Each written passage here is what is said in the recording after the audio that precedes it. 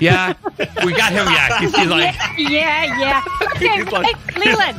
Yeah, you go, Leland. Yeah. welcome to the Roger the Wild Child show. And oh my gosh, I didn't even get it. Fuck it. What? There we go. No! Yes! Woo! I can't. There we go. Yeah, It feels like won't be the first time. Hello. I know I was very relaxed when we were pre-show, but when it goes live, I get very nervous and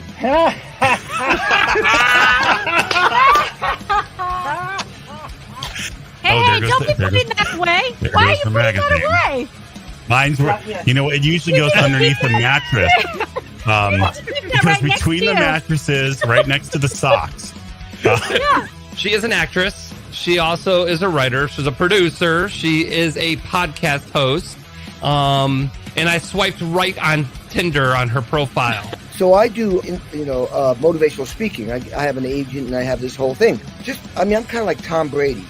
I'm an experienced. I want to hear this. Yeah, exactly. Well, I mean, Come on, Kenny, tell us. Yeah. How are you like Tom Brady? well, I deflate my balls. Roger the Wild Child Show is brought to you by our friends at Prism Design Company. Are you looking for a cool new logo for your business? Do you need some new graphics for your website or blog? Our friends at the Prism Design Company are a premier graphic design company that can handle all your needs. You can find Prism Design Company on Facebook or contact them directly at 618-534-4291. All the great graphics on the Roger the Wild Child Show are brought to you by our friends at the Prism Design Company. And now, the hottest new celebrity interview show in the universe. It's the Roger the Wild Child Show. Let's get this party started! Ready, set, go! On the air everywhere. It's the Roger the Wild Child Show!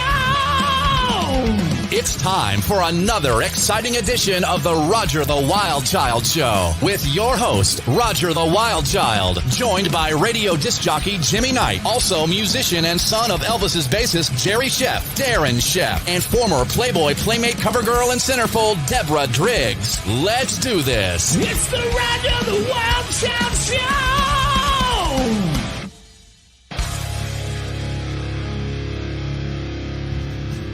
And welcome to another fun, exciting edition of the one and only Roger the Wild Child Show. How you guys all doing? It's Roger here along with Jimmy Knight, Darren Sheff, and Driggsy is in the house. What's up? How y'all doing? All week I've been walking around my house going, hey, Driggsy. All week since Wednesday. Driggsy. It's like a character I get to play now. What a great week we've had so far. I mean, going with episodes. Sunday, Wednesday, and then tonight. We tap off 3 in a row with an amazing guest, Bill Champlin. But we'll get to him here shortly.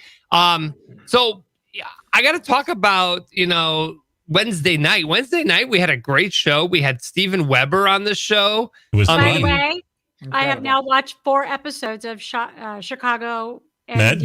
Thank You know what I did that night? I watched the first episode of Wings again. Did ya? I like my Steven Weber young. No, I don't know why. I was just flipping around and Wings was there. And I'm like, I want to go back and see if I remember this and if it holds up. And I did remember it. It was funny, but no, does not hold up because their technologies are so much different back when Wings came out compared to now. So, but Steven was perfect in it. In the house. Hi, y'all. Hey, Cliff is in the house. Hi, Kathy. Hello, Kathy. She said hi Kathy. to Darren, not me. So, Hi, Kathy. It's Yeah, not I mean, only Darren. now Say hi Kathy's to my the bud. crew. Driggsy. Kathy, hang in there because she loves Bill, man. And Oh, She will. yeah. Hi, Kathy, Bill. I think Kathy even ran like some sort of like a meet and greet moment for Bill at a couple places or something Nice. crazy. Oh, She'll nice. text it Cool. in years All right. ago. But I'm trying to see where for some reason my screen got all messed up. I see these texts. Thanks, Don. Oh, Don. Donnie. Now I feel like somebody. I am You feel special somebody. now, Jim? Are you in I the do. telephone book? I am not. I I am am not. somebody now. I am somebody. I did it.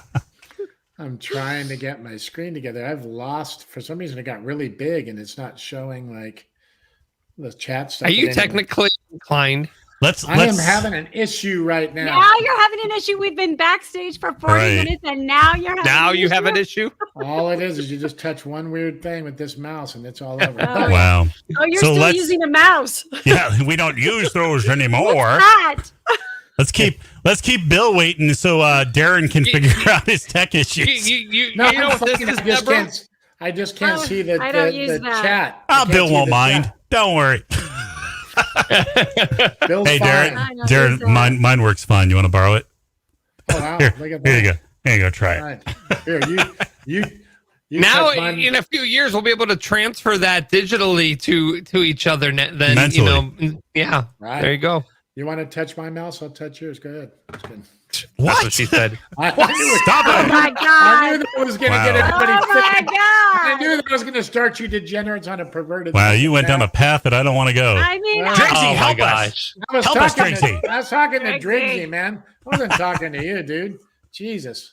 Well, I'm excited. I am. You're too sunburned for me. I am. Look at no, this. you Look at look this like melon. a rock lobster. Yeah, look That at rock this. Hey, man. lobster. You know, Yeah. you should go on my website and read my tips for aging gracefully. The number one tip is stay out of the sun. Yeah, but I haven't been in the sun all summer, so this was like I had to. Like it's the end of summer, no, so it's I called had to do it. hat and I had the sunscreen. hat on, Driggsy. No, you're gonna age Yeah, I don't care. ungracefully. I don't Okay. care. I don't.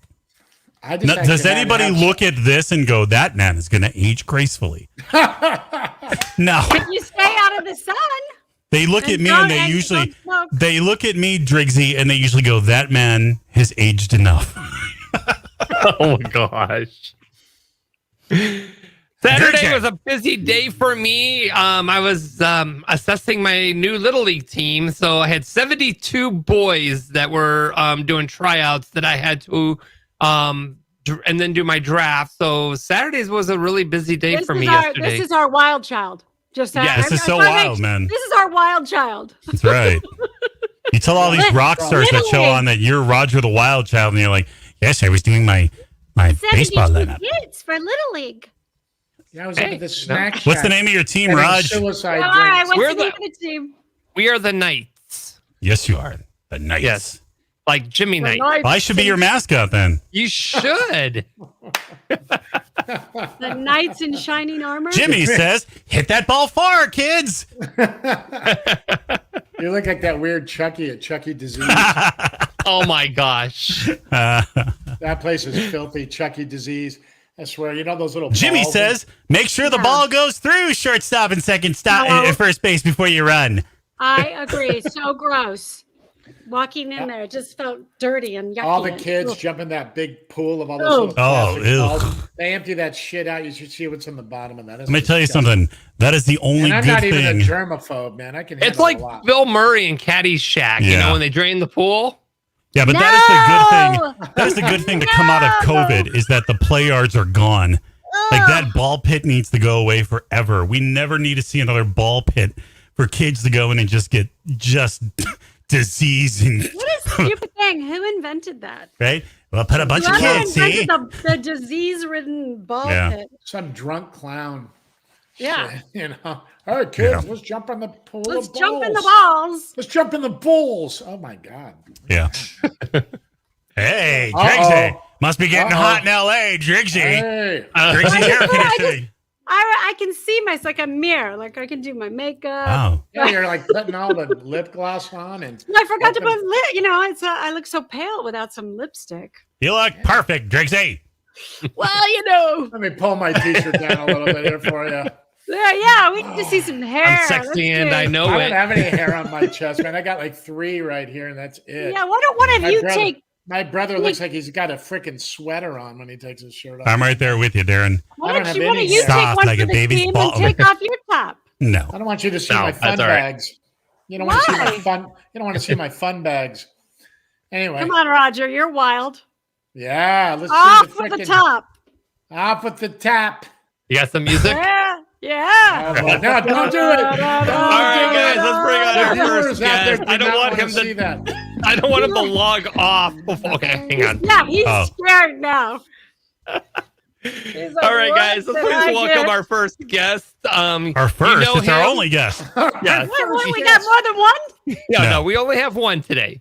So, so you're right. Seatbelt. It feels like. Bill, put your seatbelt on.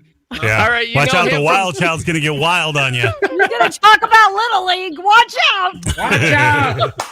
You've got 70 kids to talk about. You got to remember that there's a certain age where your phrase that defines your age is "get off my lawn."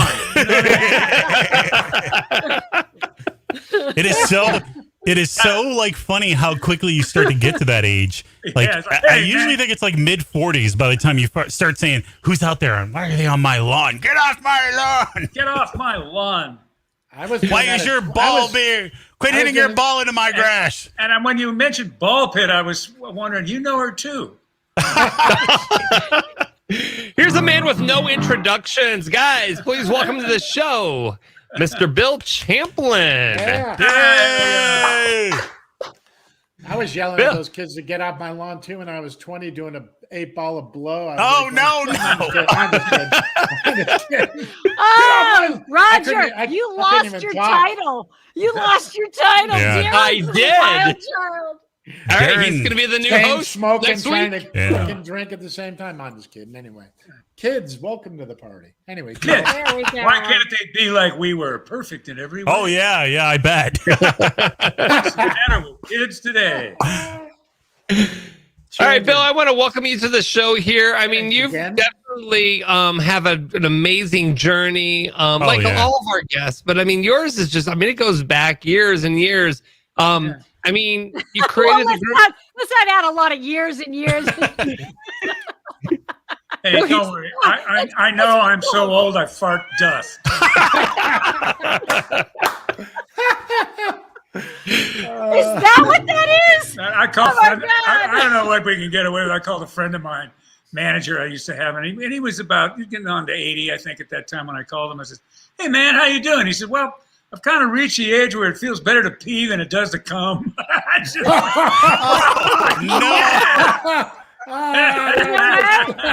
totally get that. I must be getting old. Another one, Louis Belson was doing like a drum clinic. Louis was one of the first guys. He's the guy that actually invented double bass drum. Great drummer. Married to Pearl Baylor for many years. And somebody, it's big, doing a drum clinic, and the place is packed, and somebody yells out, "Hey, Louis, how's your sex life?" And he says, "Hey, you ever tried shooting pool with a rope?" Then it turns out that was actually a George Burns joke. And Oh my God. Yeah. the one that went with it is trying to put an oyster in a coin slot. But George was full of it, man. He was a kicker. Oh yeah, he was awesome. I love George Burns. Yeah. So anyway, let's just you're talk with about Sons of people that Champlin. have been gone forever, and that nobody who's listening has any idea what we're talking about. You formed the group Sons of Champlin, and then you guys had a comeback tour. So we've I mean, it's like the Eagles are on their 18th or 19th year of their farewell tour. Right. I bailed. I mean, we started in '65. I bailed in '77. Moved to LA. Got into doing records and background vocals and a lot of studio dates, and that kind of changed my career, changed my whole move at that point in the game. A couple of solo albums. At some point in the game, I went, well, let's go do a handful of Sons gigs. So I went back up, rehearsed with them, brought a few of my cats into play, got Tom Saviano on sax, and we had Mick Gillette on trombone and trumpet. Mick's no longer with us, but he's amazing. I mean, he was the original lead trumpet player with Tower of Power. And Saviano's been an old pal of mine for years. Darren, you know Tom, don't you? Of course, yeah. So yeah, those guys. And then we had basically the same guys: David Shalleck on bass, Jimmy Preston on drums, Jeff Palmer on keys and vibes, and on first couple of records he plays sax too. It's one of those amazing musicians that plays everything. And we had for a long time we had Terry Haggerty, and then Terry kind of bailed out, and we got Tal Morris for a little while on guitar, and then we got Carmen Grillo, who's been with us for I don't know, 11, 12 years, something like that. Yeah. And we don't play all that much. I mean, we're about to do some gigs next week in San Francisco area, the first time in a year and a half on one rehearsal. Now that's flying without a net. Yeah, you guys can I like pull that it. off, though. Yeah. You guys can pull it off. Yeah, we'll make it happen. And these songs are kind of burned in with a wood burner, in most of our brains, At least for me, although I tried to play one of the tunes the other day, I was going, what the fuck is this thing? I had to get the cans out, find it on iTunes and play along with it. And go, oh, man, that's great. Who arranged that? You arranged it. Who wrote that? Hey, who wrote that? Yeah, Who arranged it? You can remember all the lyrics to all the your late 60s up until the Mostly, late 70s yeah. stuff. But then all of a sudden you try and remember the lyric from your last CD and you're like, what the fuck did I just say? Oh, I can't for anything that I've written in the last 20, 25 years, I got to have a chart in front of me. I mean, Darren, I've done so many demos and songs and sung for so many people and done so many records and stuff that I've just run out of memory in my hard drive, as it were. Oh yeah, it's a lot. I've always wondered that. I mean, even just trying to get up and remember the lyrics for one show throughout the things. What's funny though, Bill, is I was talking to a guy the other day, and I asked him. I said, "Hey, I go, how did you end up being the guitar player for the Keane brothers? Do you know who I'm talking about?" Mark Milan, yeah. And he was like, Bill Champlin. I'm like, what? I mean, your name comes up, man, so much through different avenues as far as trying to help people, man. Musically, you have helped so many people, dude. It's ridiculous. I mean, including Jason, and a lot of guys, man, moving forward. But just hear Marco, because you know how close me and Jason have been with the Keane brothers all these years. Yeah. But to hear him say, and he goes, and then he goes, he got me in the Keane brothers, and then he got me a gig opening up for Buddy Rich at the freaking at like the Hollywood Bowl or something like that. I'm like, what? No, I think it was Starwood, probably the Starwood. Oh, Starwood. Yeah, it used to be right off of Crescent Heights there. Big, ugly sounding room. And it was Starwood. I remember the Starwood. Yeah. Yeah. It was just incredible, man. I was like, you know what? Yeah. I mean, everybody admires your music, man, but you have done, like, when I think about all the great songs, like 20 years ago, I hear you and Jason singing those backgrounds on that Kenny Rogers tune, and I'm just going, and once again, there you are, man, and leading the pack there. And it's incredible, man. I mean, it was kind of Jay Graydon I think the song was already kind of cut, and they asked him to do the vocals on it, and we were doing a background thing, and he just had me and Jason knock off the chorus itself. Right. And it was kind of the same thing Foster did with She's a Beauty for the Tubes. I mean, I was in there. Dude, yeah. And he said, hey, man, you think we can get a hold of Kimball? I said, so I called up Bobby, and Bobby was there in 20 minutes. Because we were at Dablin, and Bobby lived, less than a mile from the studio. So he came over. He was on crutches because it was during the time when he screwed up his legs, fell down on a wedge on the stage, and he came in and just banged it off. You know what I mean? I did all the quiet stuff in between, but most of it was Bobby and Bill Spooner did all the. Bill Champlin, quiet singing. Now that's funny because me and Jason were just talking about you like a couple of weeks ago. He was here and he goes, I remember doing a session one time. I wrote a song, and remember when Jason lived in Tarzana years ago, and he had right that up the street, Amigo. Mm-hmm. Yep, Amigo. That's exactly it. So I went over there to record some of my tunes, and Bobby just happened to come over. And Jason's like, hey, man, you want to sing some background vocals on some of Darren's tunes here? And Bobby's like, sure. And Jason was like, close to the mic like this. And Kimball's standing back 4 feet because he's so damn loud. And, it's just crazy. And so I said to Jason, I go, do you remember that session? And Jason goes, hey, man, he goes, Bill comes in right behind him, man. He goes, he can stand. He goes, Bill blows out the diaphragms of mics in the live setting, man. He goes, that's how powerful that guy's voice was. And we just started laughing. I'm like, can you imagine these two guys together singing background vocals? Well, when we were out with Chicago, I went through a microphone a month. That's what I'm talking about. Now you got to realize what was going on though. But Shure, they were supplying the microphones. We got to keep giving you a new mic.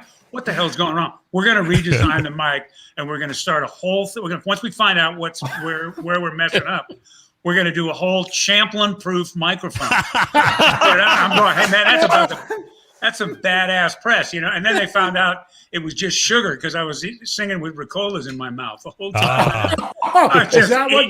Yeah, I was just eating up the diaphragm on the microphone with the Ricolas. Oh God! And the whole time I was in Chicago, I kept chewing gum because, long sets and stuff like that. I don't want to drink a whole lot of water up there. I'll have to pee halfway through the set. Right. So I'd chew gum just to keep moist. We went and saw Paul McCartney at Candlestick Park, the last gig at Candlestick that they had. And he did 3.5 hours, all in the original keys, never once took a drink of water. Wow. Really? But I saw him chewing gum kind of regularly when I think I know what's going on here.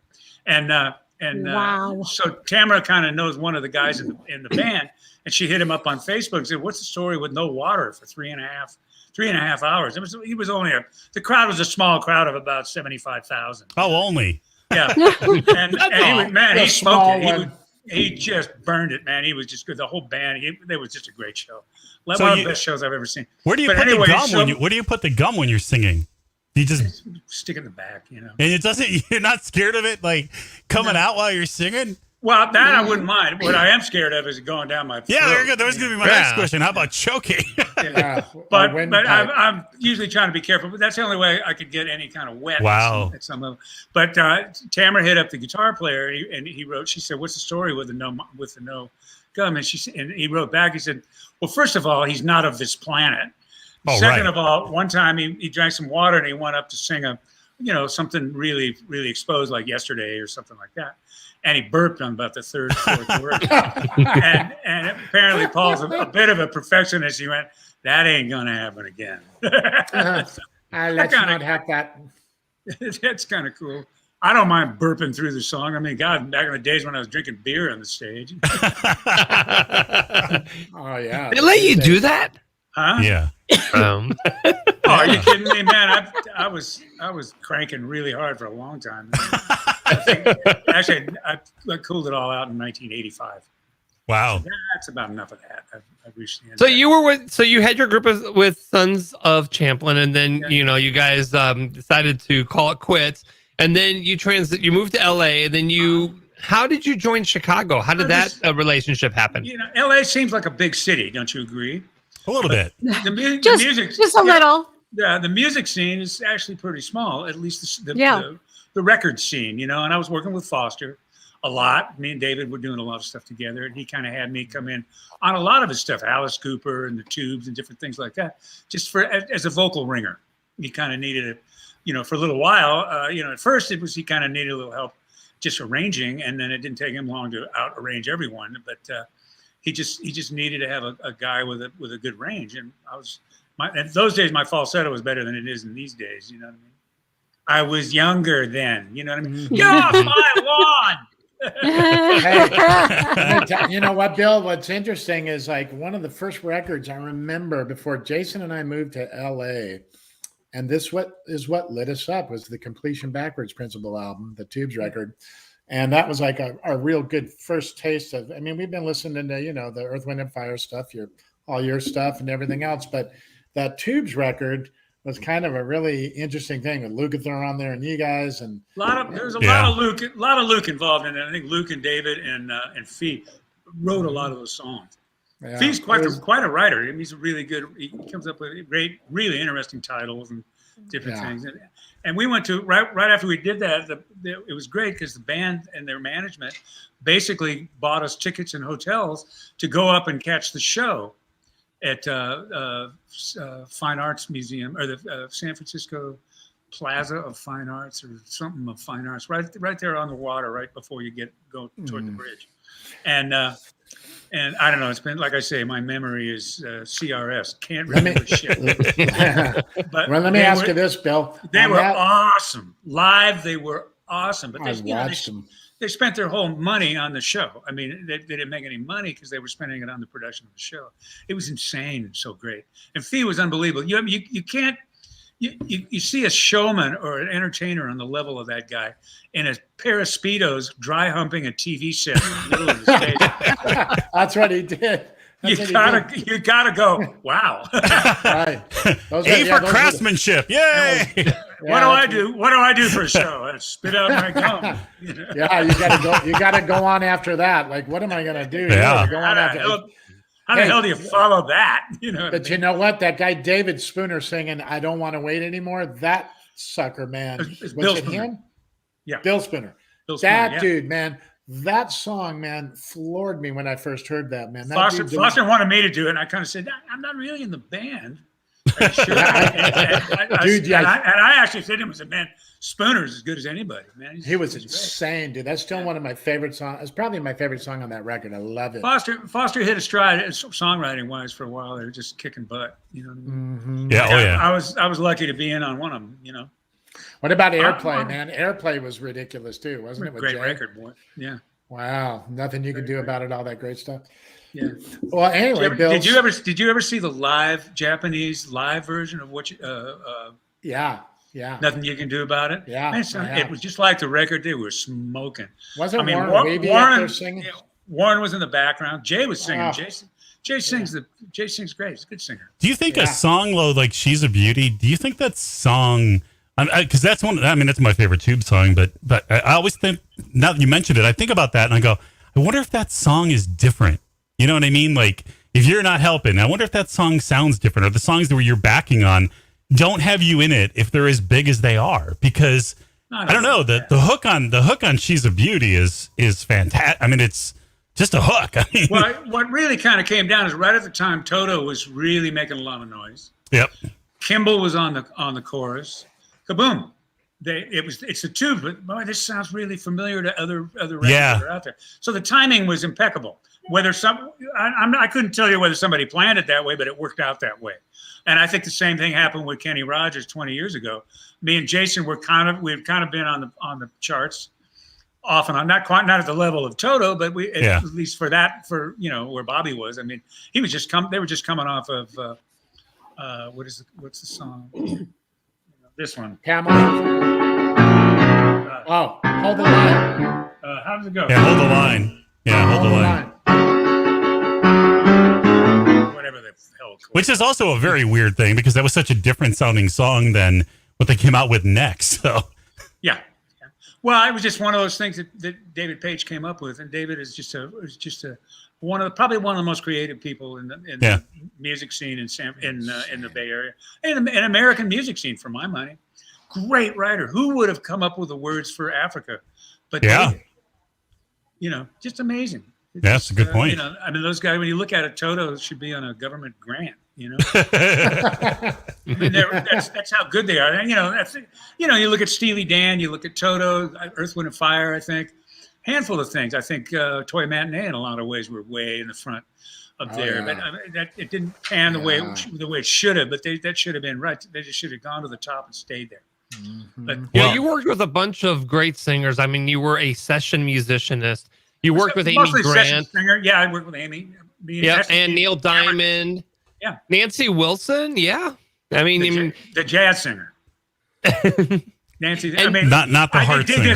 Not the band Nancy Wilson, the jazz singer Nancy Wilson. Okay. Who was unbelievable. You ask any jazz singer, they'll just say Nancy's at the top. She's up there with Ella and Sarah and all the really great jazz. Mm-hmm. Well, one of my favorite things that I was only gonna ask you about this. I led up to it. Last week I said I was only gonna ask you about this one song on the Miami Vice 2 soundtrack. Oh. It's called "The Last Unbroken Heart." Hey, look at this! Hey, I'm like melting right now. Like I'm such a geek with this stuff. Now how's it go? What does it go? Fuck it. The lyrics are evading me, not just the lyrics anymore. But it was funny because Last Unbroken Heart was written by Joe Williams, Paul Gordon, Jay Gruska.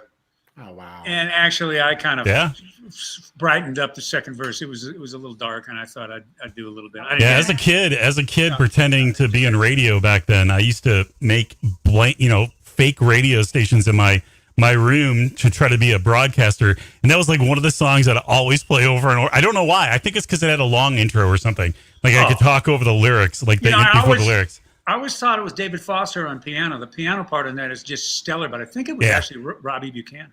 Yeah, it's funny because I hadn't heard it in years, and I was walking through my used record shop out here where I go to, and I saw it just sitting on the end cap, and I'm like, and it just like all came rushing back to me, and I'm like, I gotta get that. I just picked it up and put it on. It was just as Oh, that's what it is. There we go. Got it. That's just amazing, though, that That's you so can. funny. It's so simple for him, and he can't remember, but he can play all these crazy other things. Yeah, it just comes right back. Cameron and I sing that one when we do some duet live things. Maybe later on we'll go ahead and do it. Nice. That'd be cool. Wow, I would be like such a nerd. Yeah. I think I got the lyrics sitting in here somewhere. I will be. You're gonna watch a guy just turn into just a complete nerd. Yeah. You want to hear it now? Yeah. Why not? Yeah. Turn Hell yeah, let's do it. Hey, Tamara. Look at this, guys. Get in here. Okay, I'm gonna unplug the can so we don't get feedback here, but we'll get Okay. back on it. You all thought this question was gonna bomb, didn't you? I might be able to get it. Stella. Oh, Jimmy, you are a nerd. I am a nerd. Tamara Chapman is in the house, everybody. Tamara. I'm gonna cry. Oh my God. No.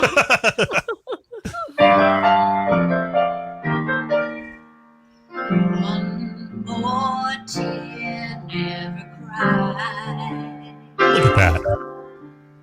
One more chance, never try. How can we look and still not see? One more kiss in the wind. For what we might have been, but we choose games that we can lose. 'Cause it's safer not to play than to play this game with you. The last unbroken heart, the first to turn away. Before we even start, the last unbroken heart will hide behind the flame to keep away the spark. Somewhere in the night you hear the cry of the last unbroken heart.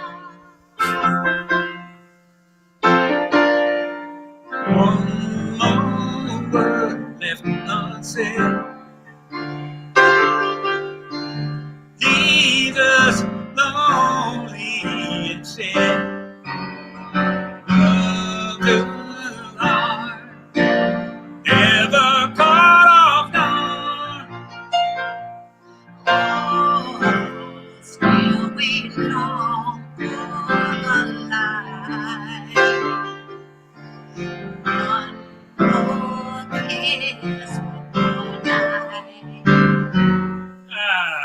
Love to share with nobody there. It's so easy holding back and so hard to say we care. The last unbroken heart is first to turn away before we even start.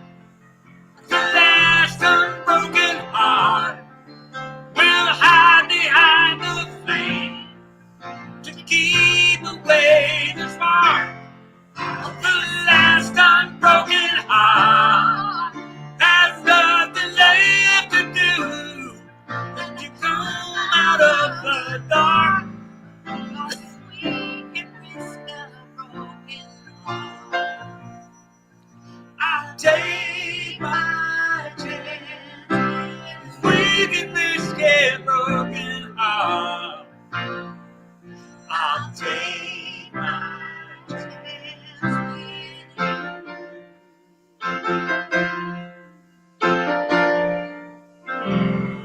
What amazing Wow, voices. amazing. Awesome, Tamara. Yeah, oh, just fantastic.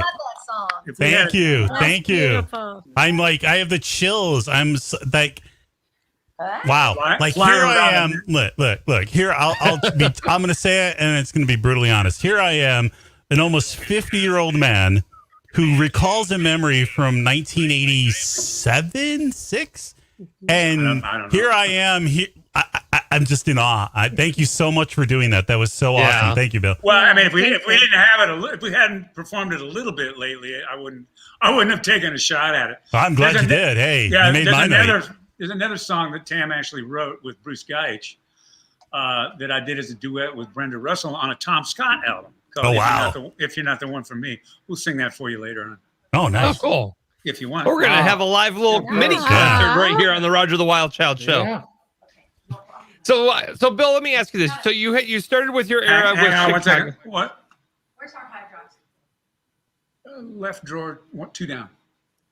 Left drawer, 2 down, Tamara. Yes. Yeah. Mine's in the right drawer, 1 down. But she's looking for the hydroxychloroquine. There's got to be a story behind that. So. Oh no. That's the only thing that'll keep you alive. They won't prescribe it to you, man. What the hell? Well, I don't know, man. It's Donald Trump liked it, so it can't be good. Yeah, of course, right? How scientific is that? Break, I do have a question for you about Chicago, and I don't want to talk a lot about Chicago because you have a great career and we want to get to that. But where do they decide to make you the lead vocal to the song "Look Away"? All of those things, all those moves are always made by producers. Producers make the moves. The band follows what the managers and the producers say. Anytime that they haven't, they've backed into a corner somehow. But that usually, because the producers like it, that means the record company likes it. That means the manager likes it. That means the people that are tasked to sell it are happy. Right. So you don't make the records for the audience. You make the records for the people that want it. They need to get the record to the audience. Can I tell the truth? They actually said, Jason, can you ask your brother who to sing? And I said, Bill Champlin. And they said, okay, that's a great idea. Ask Jason's brother. I said, Bill Champlin. Actually, the demo, Joe Toronto sang the demo, and he sang it kind of up in that Rod Stewart kind of range. And everybody said, well, is this the right key for Jason? And Ron Nevison, who had just came off a couple of hits with Hart, who was a big producer at the time. I think Ron knew my voice from years before. I think somebody said that he was like a front of house mixer for Airplane. Wow. Jefferson Airplane, and was at a gig that I was singing at with the Sons, and went, whoa, that guy's got some shit. I mean, so Ron said, I want that guy to sing. And it's happened numerous times. Yeah, I can tell you that Look Away, obviously huge hit, but your vocals, and again, we're not going to talk a lot about Chicago, but I have to say it, your vocals on Chasing the Wind, boom, mic drop, leave. I mean, Chasing the Wind is one of the just, it blows me away. I could hear it 100 times in a row, and every time I hear it, I still just get the goosebumps. I mean, you're just fantastic on that song. That song should have been as big. It should have been. But I'll tell you what happened. At that point of the game, hip hop had just taken over so many radio stations that you couldn't get a breaker with anything but a rap song. Yeah. So basically white music was over. Yeah, early 90s changed. It ain't anymore by any means. That's about all younger bands and stuff. There are really some great music out there right now. I think there's some really great music and some really great singers out there. Yeah, we were talking to Jason about it too, and Chasing the Wind should have been a huge hit. I mean, it just should have been, but Explain to My Heart was a badass piece of music too. Incredible, and these are all, and the thing is with Explain It to My Heart is that the management had decided, well, let's make this Jason song, and then they were Humberto produced it, got Foster to play piano on it, but Humberto did the rest of it, and Diane happened to be there, and she's, where's Bill? And they'd already recorded it in Jason's keys. Where's Bill? He's at home. What's his number? Hello, Bill, it's Diane. You know where they're recording, don't you? Yeah. Get here. Okay, I got the drift. Unbelievable. Yeah. Diane's a sweetie pie. She's a wonderful lady. I mean, God damn, can she write a song? Oh, yeah. Yeah, she's fantastic. A song? I think she's written more songs than anybody, man. I mean, somebody was telling me that, when she first started, I think her first hit was actually Rhythm of the Night by DeBarge. Okay. Yeah. That was her first song. And but she had an office and a little workroom, a little MIDI studio or something in one of the rooms in this building. And she was like having, I got to play the same guitar I started with because I get lucky with it. So she was that way with that room. Tons of hits later, they said, well, we're going to sell the building, and I'm not sure whether you're going to be able to keep the room. We're going to put the building up for sale. Oh, boy. She said, I got to keep this room. She bought the building. No kidding. Yeah, I was going to say that's the next move, right? I could see that coming, yeah. Well, I mean, that's what I heard. I couldn't say. I didn't ask her whether that's what I heard. Right. You can see her doing the math. Do you have your 20% down? No, I'm going to buy it all. All right, if I buy this building, I only have to write 5 more real hit songs, but I get to keep the room. Okay, I can do this. I can make this work. It's like that writing room that Brian Wilson had with all the sand in the floor. Yeah. Bottle of Quaaludes over there. Brian. All right, so we're going to go ahead and open up the phone lines. You're coming in too low. All right, we're going to open up the phone lines. If you guys want to talk to Bill, you can talk to him live on the air. The phone number is 845-400-WILD. Wow. That's 1-800-400-9453. So feel free to give us a call here. Wow. And you can talk to Bill Champlin live here on the Roger the Wild Child Show. You can't get any more, are we? So we're talking with Bill Champlin.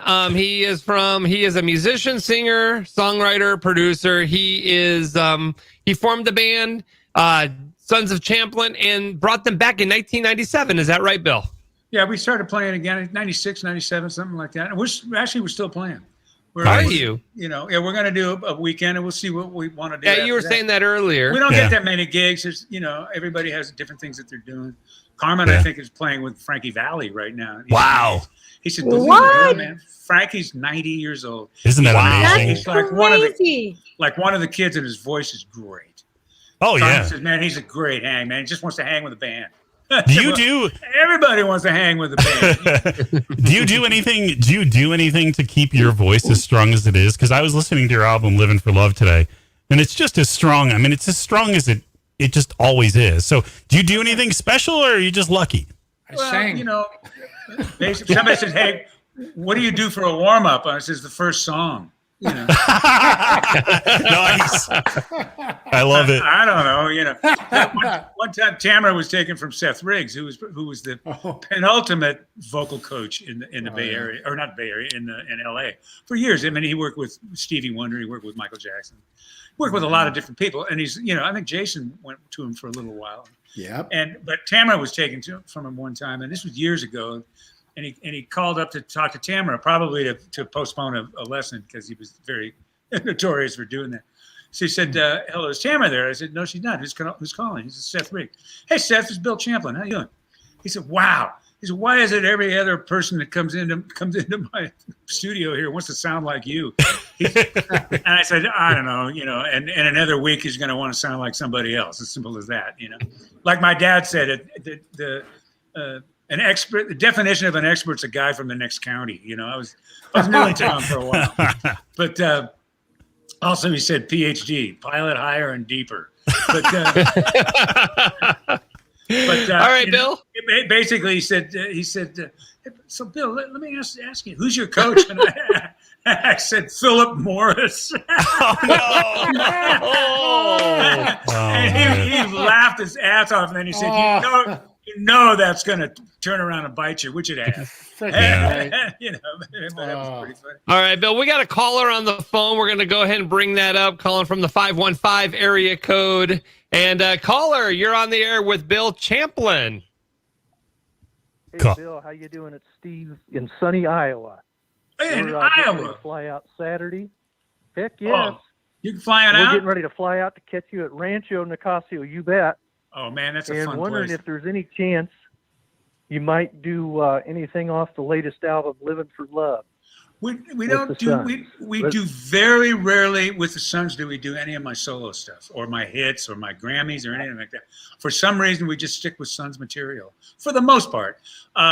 No, we won't be doing any Living for Love stuff, but we're selling Living for Love albums at the gig. So it's just, we, like I say, we haven't played in a year and a half, and we're going to go do this whole weekend. We got a gig in Sacramento and then Rancho and then a gig in Oakland at Yoshi's, and which apparently we're going to catch you at Rancho and then Yoshi's. Yeah, cool. Yoshi's going to be a pretty short set from what I understand. I just heard they say, well, you do 75 minutes. They stop it, damn near pull the plug and tell the audience, get out. Sounds like the lights off. Go home. Sounds like the staff is really into the music. You go home. You go home now. Thanks, caller. Yeah, you go home now. You go home now. You've been here 4 hours. You go Thank home. you, Steve. Thanks for checking in. Yeah, I wish we could. Probably should have learned this last one. I'll sing them for you. Don't worry. I'll sing them. Darren will take care of it. Yeah, I will. Yoshi Shefananda. Or Yogi Shefananda. All right, so we got another caller from the 619 area code. Ooh, yeah. Ooh. Is that San Diego? San Diego. I bet Turn your computer audio down. Turn the speakers down, please. Well, if it's from San Diego, it's got to be for Darren. Darren, you want to catch this one? It's you. I can almost guarantee it's my friend Steve Roberts. Hello, caller. I can't even tell. Who is it? Caller, you're on the air with Bill Champlin. It's San Diego. Come on, Darren. You recognize my voice. Dude, you sound fully local, dude, for sure. I don't know. I can't tell. Who? Oh, Chris. It's Chris.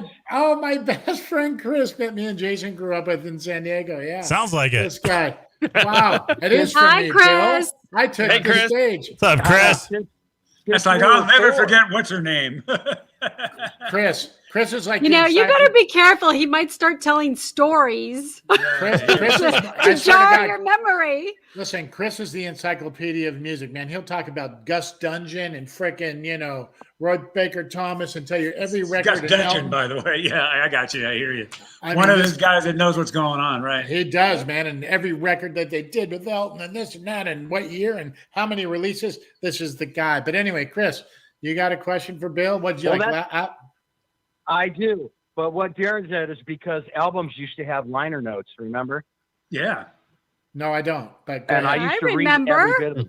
Anyway, my question for Bill is After the Love is such a fantastic song and such a huge hit. Did you write it for Earth, Wind and Fire, or did David Foster talk you into giving it to them, or what? I mean, it's certainly not going to hurt having Maurice White or Philip Bailey singing your song, that's for sure. Well, but what happened what made you not do it yourself?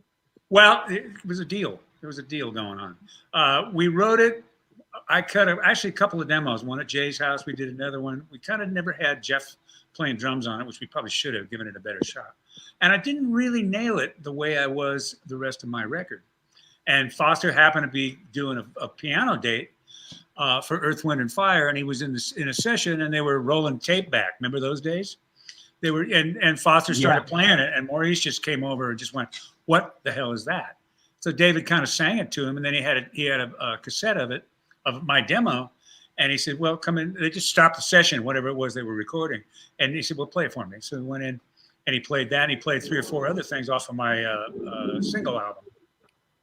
And Maurice said, "We'll cut that if Bill will agree to not release it himself."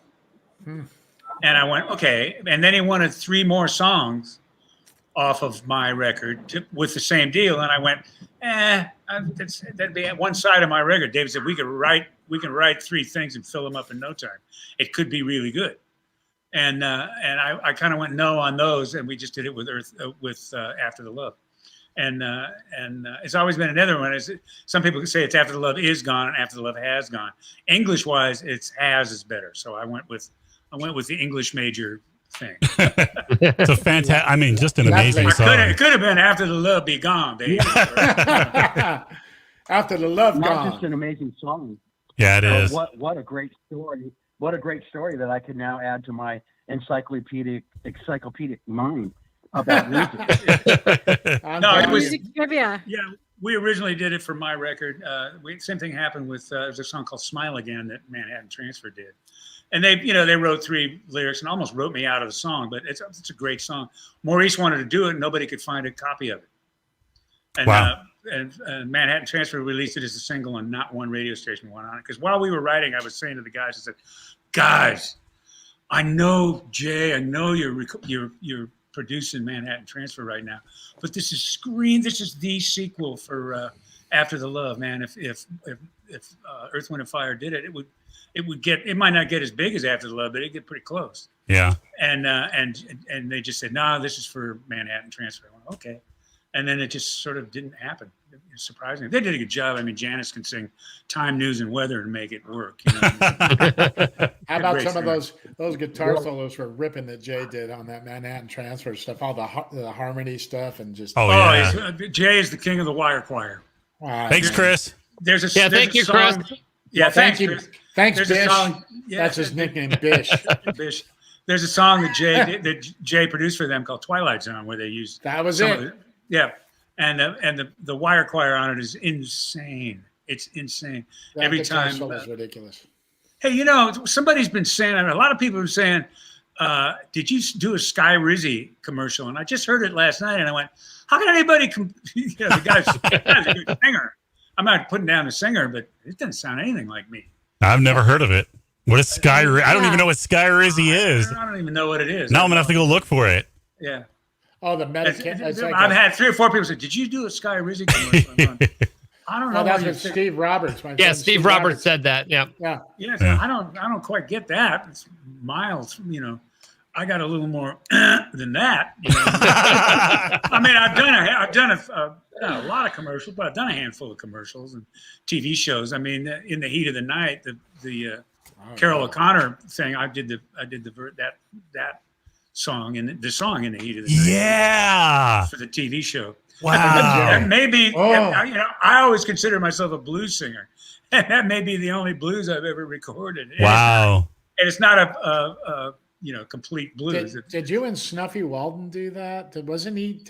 He was something else, wasn't he? He did a different show, or was it that one? Oh, Snuffy's done a lot of TV over the years. He did. He kind of made his bones on the Drew Carey show, and he's done amazing amounts of.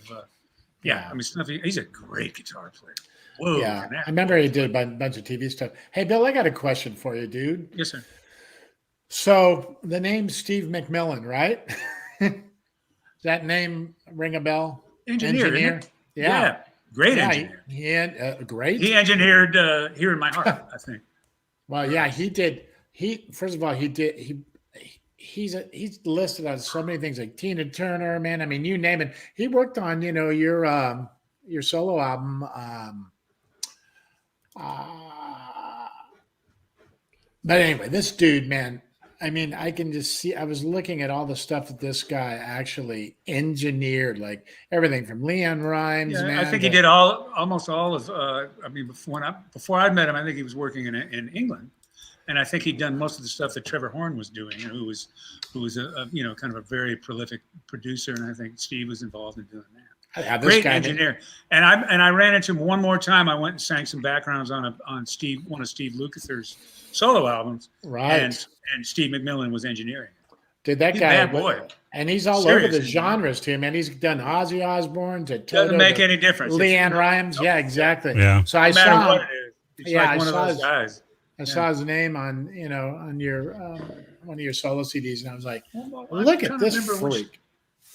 I'm wondering which album he did anything. Well, that was funny when Chris was talking about liner notes, because you're right. When we used to get records, we used to read those things. Yeah, he may have worked on one of the engineers that worked on some of the Foster stuff, but usually it was Humberto Gatica. But we had a few other guys. I'm talking about your solo. I'm talking about your solo stuff, dude. Yeah. Did Humberto work on your solo stuff? My first solo album was the single album, and Foster wasn't quite sure. He needed an engineer that was going to be there for the whole record. And Jay Graydon said, I just worked with this guy the other day on a, believe it or not, Donnie and Marie date, or Sean Cassidy. Yeah, it doesn't shine me. Doesn't. Yeah, neither here nor there. He said, this guy, Humberto Gatica, is from Chile. He said, David, you'll like him. And David and worked together forever. For a long time. I don't think they do anymore, but David's trying to not do his. Have you seen his live show? It's great. Yeah. Really? Not in a while. Really? Cool. I've heard it is. Yeah. And then I saw it, and then COVID kicked in, and everybody went on hold. I mean, the Kiss was out they were 1 year into a 3-year farewell tour. Now they're having to pick it up. It's sort of like, hello, goodbye. Now his name, I think I saw it come up on No Place Left to Fall on that solo CD. So I don't know. Anyway, I don't want to. It could be. I don't. Maybe he only worked on one tune or something. But anyway, like I say, my memory is like a pizza colander. I do want to shift this conversation though here. Now, obviously, you're a musician, and COVID did affect you. I made an album. Well, obviously, you made an album during that time. So, leads to my question is, how did it affect with you and Tamara? I mean, did it bring you guys closer together? Do you think? Well, she was one of the co-writers, and she almost anything I do vocally, I end up putting her on the top. Right. Because she's just got such a great signal on, she's a great lead singer, insanely great lead singer. Darren, you copy that. She's the two of them are like, if you like Bill's grit and his soul, man, Tamara's the female version of that, man. She's insane. Yeah. She's right in there, just sweet like crazy. But she's also a really good musician in the sense of being able to, take notes and sing them. So I usually stack a lot of stuff, and then I just kind of leave the top stuff for Tamara because I don't have the falsetto I used to have. There's places on the record where it's me on the top in the soprano range, but usually it's like it's hard to get. It's weird. I go sing off. I take the cans off, or I stop the music and I'm singing. I can get it. The minute I put the cans on, so I don't know what that means. Where did you guys meet? Sometimes I've had to do this and sing it like this. So you're not getting red light fever and scared when you see the red light go on, and that's why you choke. No, I'm just kidding. No, I mean, at this point in the game, I'm just joking, man. So where did you and Tamara meet? We met at a nightclub. Place David Boroff band was playing at a place called the Flying Jib in Encino, and he called me. I mean, I had been separated from my first wife for quite a while, and I'd go down and listen to the guys. Great guys, but the drummer was great. Sinclair Lott. Boom, man, what a pocket that guy used to play with. I hadn't seen him in years, but Barnaby Finch played with him. It was a pretty swinging group of cats. And David called me and said, "Hey man, you got to come down to the club tonight. There's a singer who's going to sit in with us. You're going to love her. She's great." And it was Tamara, and I just saw her, and the band's playing a little louder than the PA, so I couldn't really hear her that well. So the first thing, she said, "You got it." Her mic technique was perfect. She'd come off for the high notes and stuff like that. But we just said, "Well, let's get together and sing together." And we did some different things together, and one thing led to another, and here we are. Coming on 40 years. We'll be wow. Congratulations. And December 6th will be our 40th wedding anniversary. And how many kids you guys have? Mazel tov. Yeah. And how many, she can say, "Get off my lawn," as good as anyone. She can do no wrong. How many children do you guys have? We just have one, Will. Oh, just Will? Okay. Yeah. And I know that he was on The Voice. Yeah. And wow. Yes, and he played piano on one of the posthumous Michael Jackson things. Really? He did it when it was a demo with a friend of his, the guy that ended up being the producer of the song. So he was on a Michael Jackson record playing piano. Wow, that's awesome. He's been around. He's done a whole lot more. He did a lot of Glenn Headley stuff when she was doing that's some tea. My pipes are funky. It's tea time. I got blisters on my fingers. Lovely. That voice. Lovely cup of tea. This tea break is brought to you by Tamara. I remember when Will was probably like 8, 9 years old, and Tim Bonham would come over and give him piano lessons at your house, man. Drove Tim crazy. Tim just bored him to tears, and Will had three or four different neighborhood teachers. Yeah. And right around, at some point in the game, right around, and when he was around junior in high school, he said, "I want a better teacher." So I was talking to your brother, Jason, and he says, "Let me call Tom." So he called Tom Keene. Tom said, "Man, the guy." And what's Will's piano teacher? Terry Trotter, who's, was playing with Nat Cole, Natalie Cole. He's playing a lot of different things, and he's like one of the best jazz teachers around. So we got him. I took Will over to Terry, and Terry said, "I don't usually do kids. They just don't do what I want them to do, and kids just don't pay attention." He said, "But I'm a big Sons fan, so bring them over. Let's check them out." Nice. So Will proceeded to play. He says, "Play me your scale, C sharp scale, both hands up and down." Ramp, knocked it off. And then he said, if you keep playing that hard, your velocity, you're going to end up with carpal in about 7 years. Ooh. So play it again with less velocity. So not only did Will play at half the volume, he sat up straight and he arched his fingers. And Terry looked at me and said, "I didn't tell him to do that," but he just, boom, wow. He just, instantly looked like David Foster suddenly. It was like, wow. Because David's always had really good piano postures. That's probably the reason he still plays. Wow. Yeah, Will's incredible. Within a month, Will was he was screaming on he was reading Bill Evans stuff. I mean, it was pretty amazing, and he wore out a grand piano. When I was in Nashville, I called up one of the main piano tuners in town, and he came out and he went to tune my piano, and he says, "Bill, I've been tuning pianos for 25 years. I've never had to say this to anybody." I said, "What's that?" He says, "You need new strings." Wow.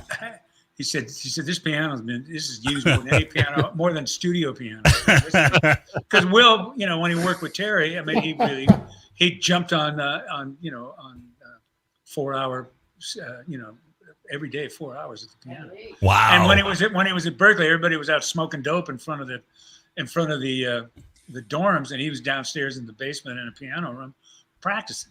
Oh wow! So he really put in his shed time, no question about it. Yeah, apparently more so than me. He's got a BA in music. I do too. Mine is a bad attitude, but his is actually a Bachelor of Arts. Yeah, but he's got it in his soul, man. Great guitar player too. Yeah, so it's like, learn the notes, but man, I mean, at the end of the day, it's got to come out of you and it's got to be good. And Will's got that. And it's not always because the parents have it. I mean, it's like sometimes it's in the who genes. The parents are hanging with, I mean, Will come home from school and help Jeff Procaro set up his drums in my living room. That's incredible. Or he'd go and try to go in the studio and the Manhattan Transfer's in there recording with Mike Hudson. Yeah. I'm just going, he's, everybody says, you learn so much from your dads. And no, you don't. You learn so much from your uncle so you can show off to your dad. That's just the way it is. I mean? It's all soul, man. He's got it, man. It's incredible. Yeah, he's a bad boy.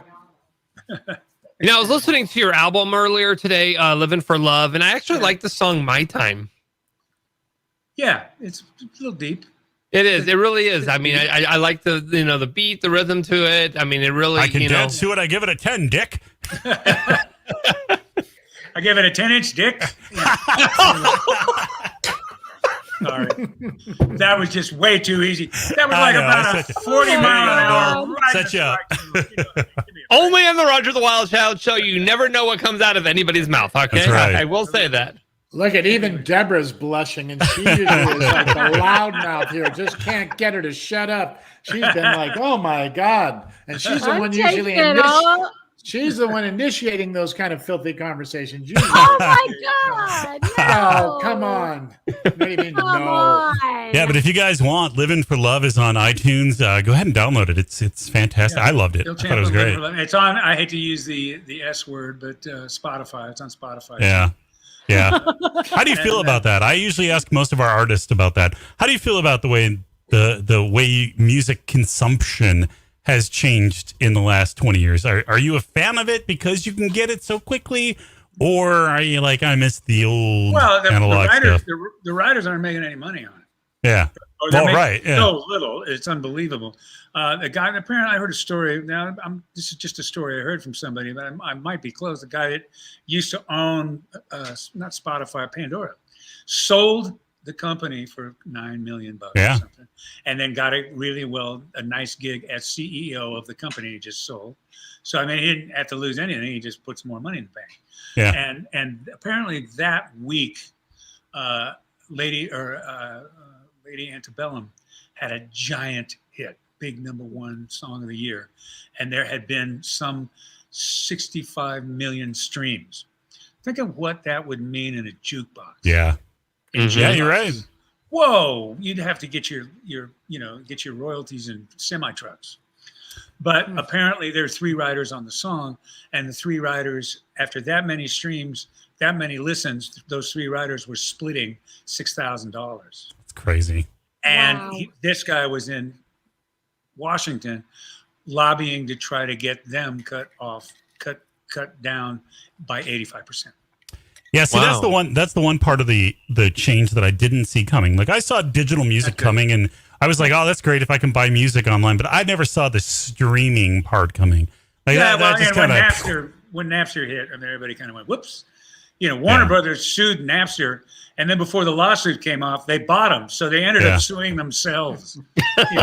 I think I just never saw you give us $14.99 and go ahead and stream anything a month. I never saw that coming. That's the one part of it I never thought was going to happen. Somebody told me. I'm sorry. We're going to buy. Right. I'm sorry. I got waylaid there for a second. Oh no, that's fine.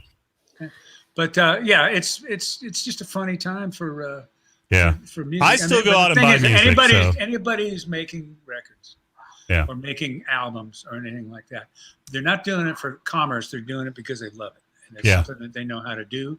And I the only reason I was writing the title tune for "Living for Love," just sitting there with an acoustic guitar, hanging out, probably watching TV, and trying to write these chords and getting some lyrics on it. And Tamara came home. She'd been out about doing something. She came on. She said, "What's that?" I said, "Let me play it for you." So I played a little bit of it for her, and she said, "It's been 12 years. It's time for you to do a solo album. Otherwise, I would have never done it." I mean, you've talked to a lot of people who've made really good money selling records, and they're going, "Why make a record?" Yeah. Well, because I can't not make a record. Yeah, and that seems to be the ongoing theme is you're not going to make any money on it, but you still got to do it because that's how you get the people to come to the shows and buy the merch. Yeah, if there are shows. I mean, at that point, right. We didn't know, and we still don't know. The way things are going, we still don't know whether I mean, for the moment, there are gigs happening, but like Garth Brooks just canceled all his stadium tours, but he's going to go do a dive bar tour now. I mean, it's just, he said there's too much COVID going on in the stadiums, but they can control it more in the smaller venues. So. Okay. Well, I know. I had to pass on all my stadium gigs. I was actually selling hot dogs at a Dodgers game. I was waiting for it. I knew it was coming. Hey, don't make fun of my Dodger dogs. Not going to be having one of those anytime soon. Yeah. So I want to hear some more music from Bill. I don't know about all of you, but I want to hear Bill sing some more. Yeah, I would love to hear one more song before we wrap up. Thumbs up. You want to do another Tamara and me song? Yeah, sure. Hell yeah. Let's do that. Tam, you want to do another one? Well, okay. Let me do something with the guitar. Let's see if that's okay. Yeah. I'm gonna take off the can and actually unplug it so I don't get feedback. Okay. Look at see, he's smart enough to even know how to do that. See that? That's a pro. Yes, it is. That's a professional. That's what pro is short for. Professional. It's like, act like a monkey. Woo, woo, woo, woo. Act like a professional musician. Woo, woo, woo.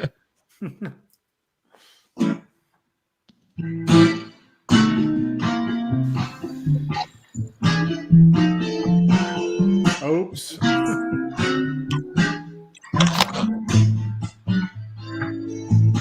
Wait a minute. I don't have the right lyrics up.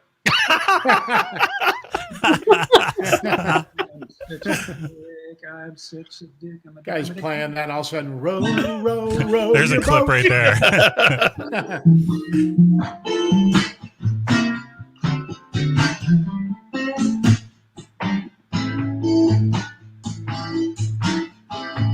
What would you do if somebody told you that you got a limited time here on the earth?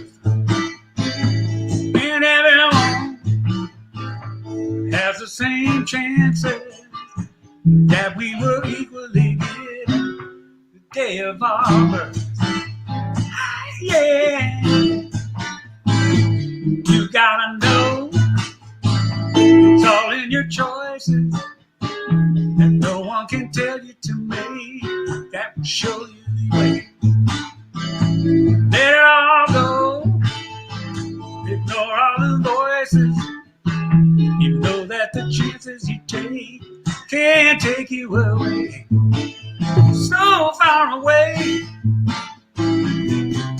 can find what you've been isn't living for love. All the signs say your life has just been a game. Now's the time to begin, baby, living for love. You may lose, you may win, it's the same. You can live for much more than the game. You never again feel ashamed if you're living for love. Woo-hoo. Now when you live for somebody's approval, somehow when you're looking inside, you find somebody else. Maybe it's time for somebody's removal to toe your own line, lose the lies that they tell. Just doesn't rhyme when your poetry's stolen.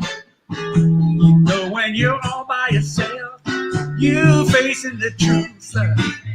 You pay a fine, cause you know you ain't rolling.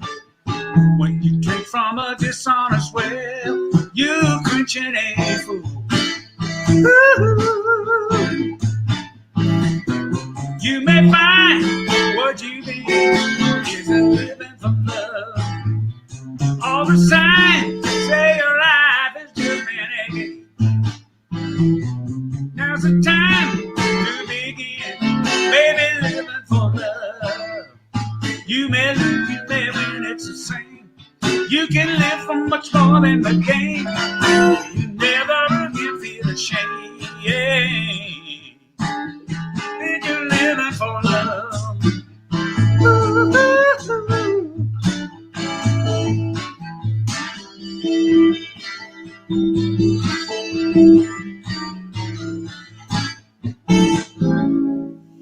Bill Champlin, everybody. Wow. Look at there it is. Fantastic. That's shit right there. That is amazing. Let me get my cans put back on again here.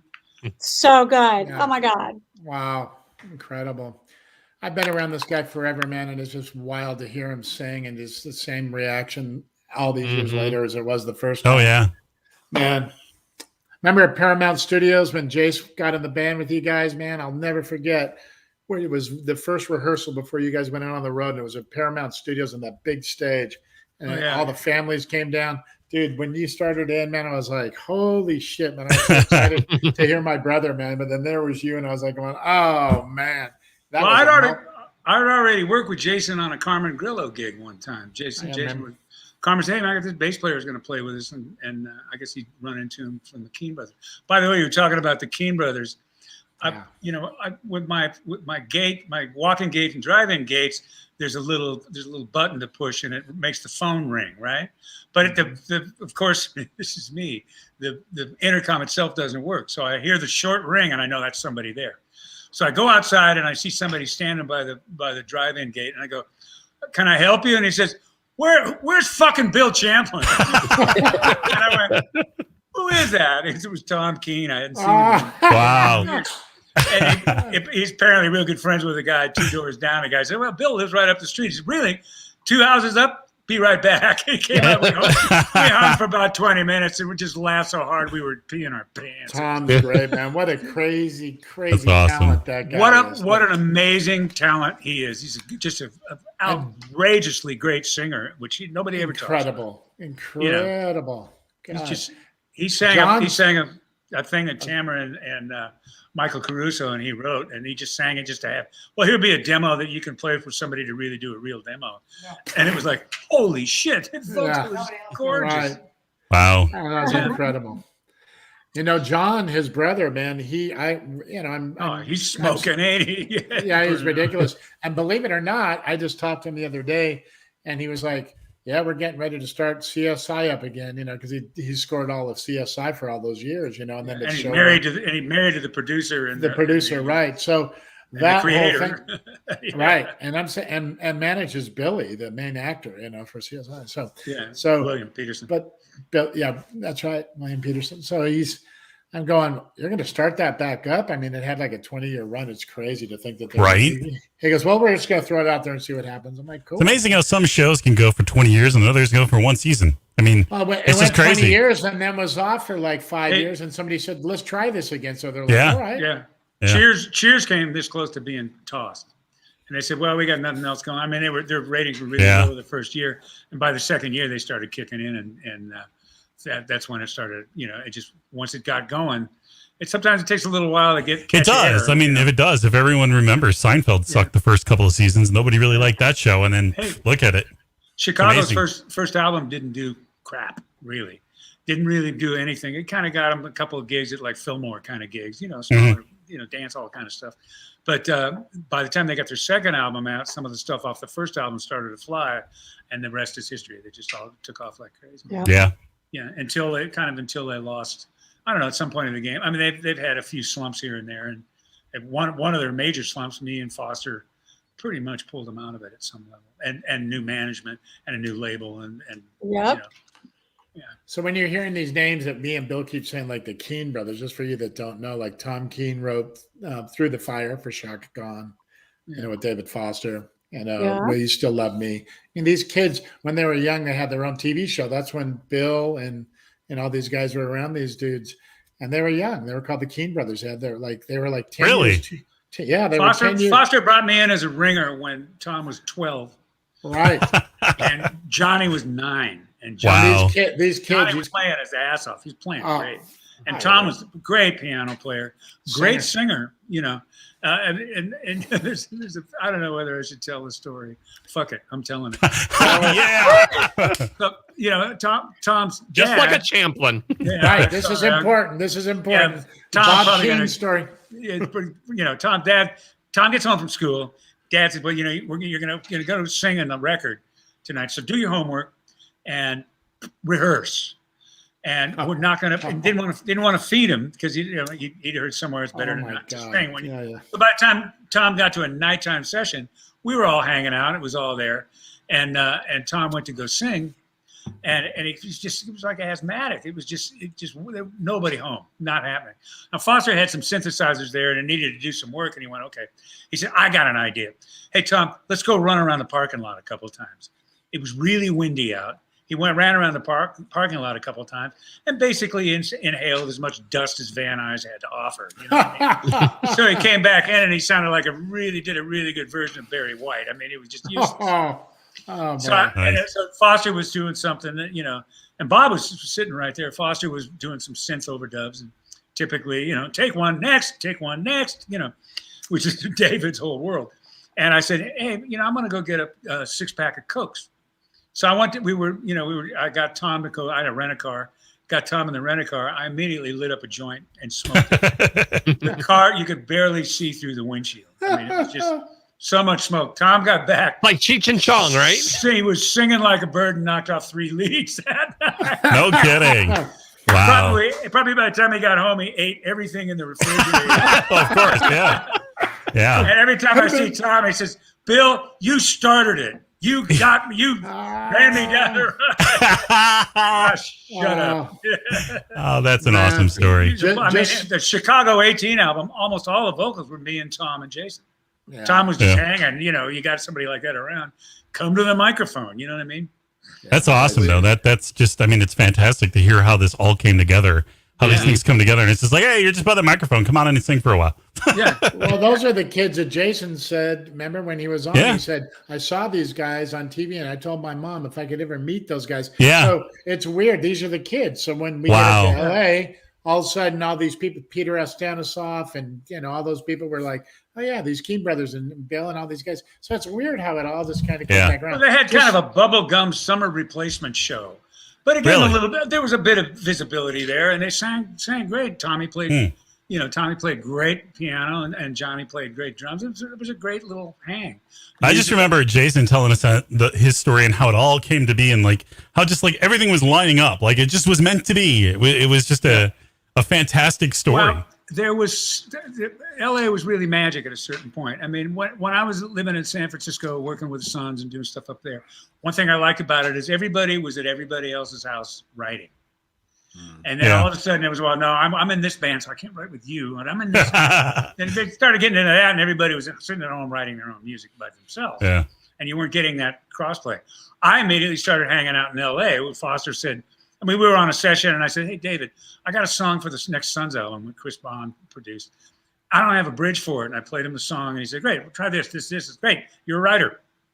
So I ended up going on the tune. There you go, And it's just, that's the way it kind of works, especially when you were looking at that little scene of just musicians that were kind of going around. I don't know how many times I'm walking up the stairs into a studio and seeing either Luke coming down or from a session for anybody. I don't know, didn't make any difference who, or the horn guys, seeing Jerry and Gary and those guys.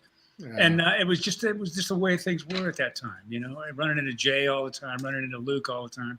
Me and Bobby were singing together. At one point of the game, I got Bobby and Michael McDonald, Bobby Kimball and Michael McDonald and myself on a tune on my single album. And next thing you know, me and Bobby and Michael were going around knocking off backgrounds all over town. Bobby came in and sang with me on one record, on one tune, a song called I Don't Want You Anymore. Now, dig how that song came about. It was Monday morning, bass player didn't show. And we had Fatback on drums. We had the guitarist. Oh, God. Guy did Ghostbusters. Why am I forgetting? Oh, Ray Parker. Yeah, Ray Parker. Jr. The baddest guitar player ever. Right. And Foster and me, we were all set to go. And David Shields was the bass player. He showed up late. So David said, Foster just said, hey, come with me. Let's knock this off. So we went over and we kind of put together a tune, and just two pianos. Yeah. And I was playing a Rhodes. He was playing the grand piano. And we said, fuck it, let's knock it off. So we cut it, did the whole thing, got it done. David Shields walks in, and we just overdubbed the bass, and boom, there was the song. Wow. And that night we're hanging out, and Foster said, let's listen to some songs that Bobby has. So Bobby came over, and his songs weren't quite right for my album. He's written some great songs. They weren't quite right for my album, but David said, hey, you want to sing on the album? So Bobby and I went and put together the backgrounds for I Don't Want You Anymore. And then when that session was over, I went to go do, believe it or not, a Suns song for Memphis Horns with Michael McDonald. Wow. And Bobby said, hey, man, can I just come with you? I don't want to do anything weird. I just want to meet Michael, So sure, come on with me. So we drove up from, I don't know, we were at one studio. We drove up to another one, and we walked in, and Alan Abrahams was the producer. Great guy. And Alan said, oh, Bobby, shit, you're on the date. Next thing you know, we did a song called Hold On with those three guys. And then after that, me and Michael and Bobby went around and knocked off a handful of dates. It was before Toto was released. And Bobby was having a little trouble making the rent. None of the rest of the guys were all working in the studios, but he wasn't that much. So I got him doing a lot of background dates, kind of saved his ass. And Michael was on a kind of a hiatus. Doobies had put it away for a while. He was sitting there with nothing to do. I said, hey, you want to work? Sure, come pick me up. My car's busted. It's in the shop. What an amazing story. One of the guys, right? A sweet guy. God. Yeah. And now dig this on the one tune we did. I usually sing about this far, maybe a foot and a half from the microphone. Michael McDonald literally swallows it. I mean, it's right here. Yeah. And he can, no matter where he sings, it's the same volume. I mean, he's just the most amazing. It's compressed, self-compressed. It's beautiful. And Bobby Kimball on Ooze, he's about as far as away as me. When he went to Oz and singing words up high, Humberto found a piece of carpet. Bobby had these kind of hard loafers on, a piece of carpet and a long cord on his earphones, right? So Bobby come in and sing Ooze and then run back on this piece of carpet, sing that, come back in, come back out. Wow. and it fucking blended, Nice. Michael's here, I'm here, and Bobby's in the next zip code. Yeah, that's exactly right. That's what I was talking about earlier, man. You guys are something else. Just Fantastic. so you know. We had a ball. It was, what it was just fun. I mean, the things. It sounds. I mean, it does sound like all we know is fans is the end product. Yeah. We don't know how it was made. That's why these stories are so awesome, because we hear all these crazy things and how they, records were made. we just know the end product. We know what sounds good. Like, I would have never known that somebody's standing on a carpet going back and forth. Yeah. It's fucking awesome. I love it. Little ins and outs of that stuff going. You know what I mean? They're great stories. Yeah. I love them. But the thing is, we all had a ball. Everybody was really having a good time. Now, we were probably all doing too many drugs and drinking. And, no, not that. really. No. Yeah. But, and it didn't seem to make any difference. I mean, somebody said to me one time, I just can't do blow and sing. I said, I don't know. And a lot of people go, well, man, I quit doing blow and I quit drinking and I hate all the work I did before I quit. And I went, I don't know. Shit that I did was great, And I didn't, and it wasn't, it didn't sound good because of it. It sounded good in spite of it, really. Is what I realized. Yeah. This whole time frame that Bill's talking about, like doing all these sessions, and Bill, this is going to take you back, and you know exactly what I'm going to talk about. Yeah. But at the same time, out of the sessions, the evenings would come, and you would just walk into some little freaking restaurant like Josephina's on Ventura Boulevard, and there'd be fucking Al Jarreau sitting in there singing. Wow. And all these guys would like, oh, here comes this guy. Here comes Al Jarreau. And you want to get up here and sing. It was just like crazy. So, and I'm not Tamara had a regular Tuesday night gig at Josephina's for a year and a half. So, and Eddie Taduri was playing, and Lou Pardini was on the gig. Everybody was on the gig. Yeah. Was it like an open mic night? No, but we all knew each other. Yeah. Oh, okay. All right. So, hey, Bill, you want to sit in? I remember seeing Mike McDonald. I've been telling Tamara about Michael McDonald, who, by the way, passed away about a week and a half ago. Do you know about that, Darren? Who's that? Michael McDonald. Mike McDonald. No. What? Oh, Michael McDonald. Yeah.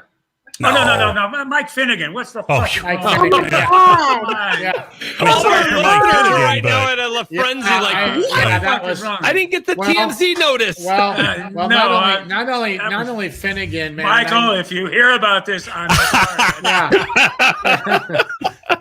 Call in, Mike. Mike Finnegan is who I'm talking about. Yeah, I do. And at the same day, that freaking great guitar player, original guy from Tower of Power, died, man. Bruce Conte, about 2 days earlier. Yeah. It was just crazy, man. Great Bruce guitar was player. great. So what we should do, Roger, is I've been telling Tamara about Mike for years, and we went into a gig, and we took a break. Tamara came down, sat down, and Mike just sat. He just gotten out of treatment.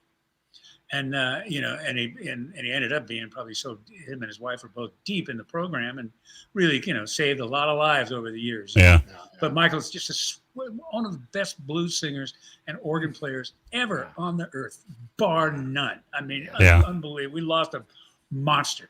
And he played with Bonnie for a long time. He played with, he was like the premier side man, you know what I mean? And he'd just bring it. He'd totally bring it. Yeah. And you're watching with Bonnie. He came in. He came in and sat in, and Tamara went, "Holy shit, you're right. That guy's bad to the bone, Yeah, and Bill's a badass B3 player, so this is telling you something, man, about Finnegan. Yeah, oh no, Mike circles around. And his vocals, man. When you're touring with Bonnie Raitt, and she's like saying, "Sing songs, man," that tells you how damn good this guy was of a singer. I probably ended up losing him the gig. Yeah, maybe, man. I mean, his gospel shit and his blues shit is through the roof. Oh, it's insane. And he was out with Joe Cocker a lot, and he worked with CSNN forever. Yeah. And him and Steve were like joined at the hip. He's just a real sweet guy, good guy, and just hard worker. I mean, it's funny. I did some stuff with him on one thing where I was playing piano and he played organ.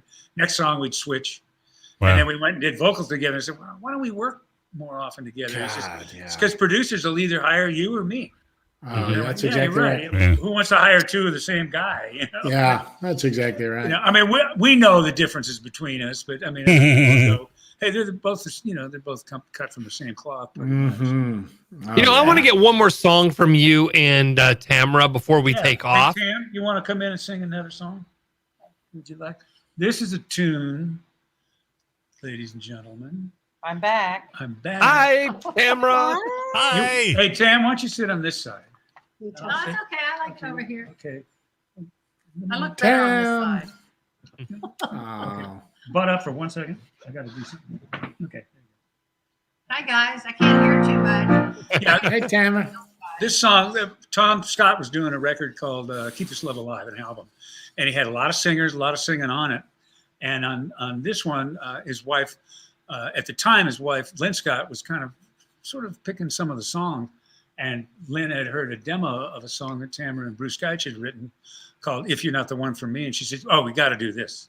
And it ended up being a duet with me and Brenda Russell. And Brenda's, you know, when you're talking about, if you're talking about art, you're talking about Brenda. I mean, Brenda and Allie Willis wrote all the Color Purple stuff, all that. And then Brenda also wrote Piano in the Dark and Get Here. Just some amazing songs. Yeah, it's amazing. a really, really good songwriter. Oh, yeah. Artistic human being from the word go. Anyway, I'm going to unplug these things and go after this thing. So here it comes. More music from Bill and Tamara live right here on the Roger the Wild Child Show. Like a true broadcaster, Roger. Thank you.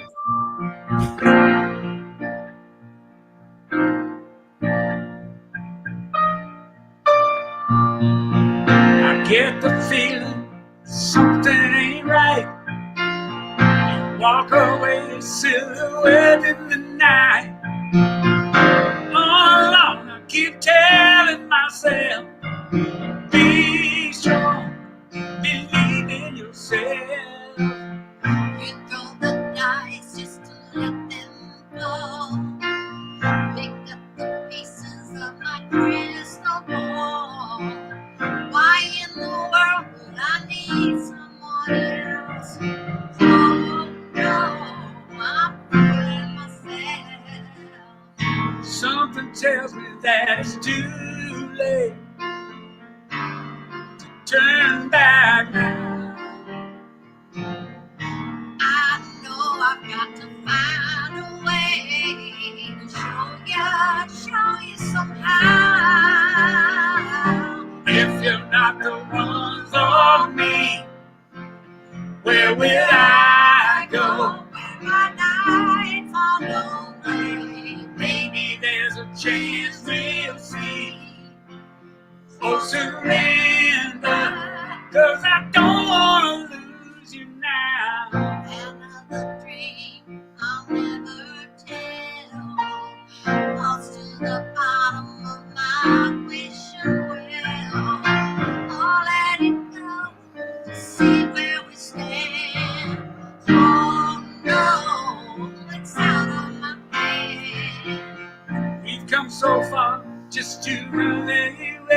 I still believe in every word that you say. How in the world could you love somebody else? Oh no, you're fooling yourself, no. Just don't tell me that it's too late to turn back now. There's got to be a better way to show you somehow.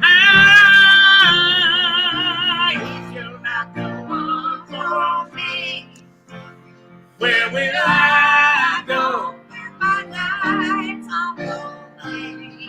Maybe there's a chance we'll see. Oh, surrender, 'cause I don't want to lose you. Don't want to lose you. Don't want to lose you now.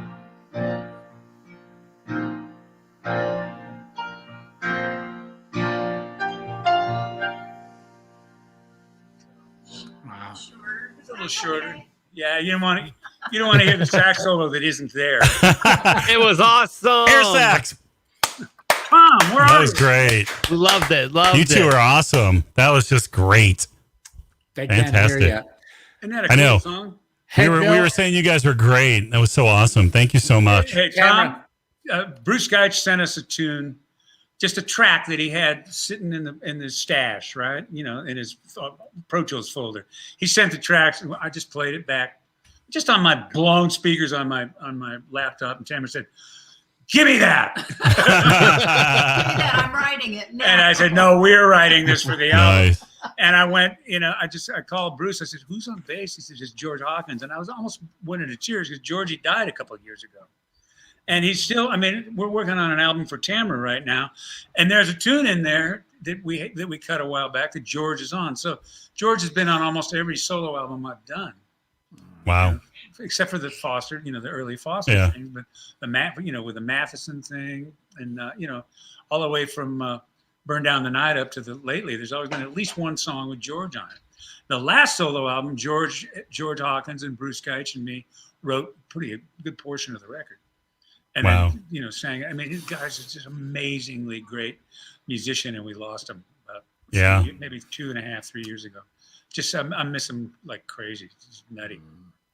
Yeah, hey, Bill. But we ended up having one, and then I said, "Who's on the drums?" He said, "Vinny Colaiuta." I said, nothing." And that's the opening song on the record. It's a pretty powerful piece. Hey, Bill, did one of you, Tamara or you, was it Tamara that worked with Leon Russell? One of you guys worked with Leon Russell? I don't know. For some reason, I thought I saw Tamara's name or your name or something. We did a tour with CWF, which is basically Champlin, Williams, and Free Step. That's what it was, yeah. And it was actually before we even had that name. It was just going to be Peter, Joseph Williams, and me. And we did a tour with Leon's band. He had a little small, like a 4-piece band he was working with. And Leon was kind of, if he wasn't in a wheelchair, he was sort of on walking with canes. But the minute that sucker sat down on the piano, he'd do all this wow. And just all from the wrist. What an amazing musician that guy was. Man, he's incredible. He was Elton's freaking hero, man. I mean, Elton, it was like, man, I wouldn't be playing, man, if it wasn't for this dude. And a lot of people know his name is actually, his born name is Claude Bridges from Tulsa, Oklahoma. And he actually played on My Way for Frank Sinatra. Really? Oh, wow. I did not know that. I think he was stupid, like 17, just got the Hollywood. He also played on the version I did. I did it Sideways, which is another really great song. Didn't quite get there. But Leon's, the studio that he did all those records at was in Tulsa. It's called Church Studios. Yeah. And a group of people, really, really cool people, have built the studio back up to where it's probably going to be one of the best analog studios ever. They got all the studers and all the boards and the outboard gear.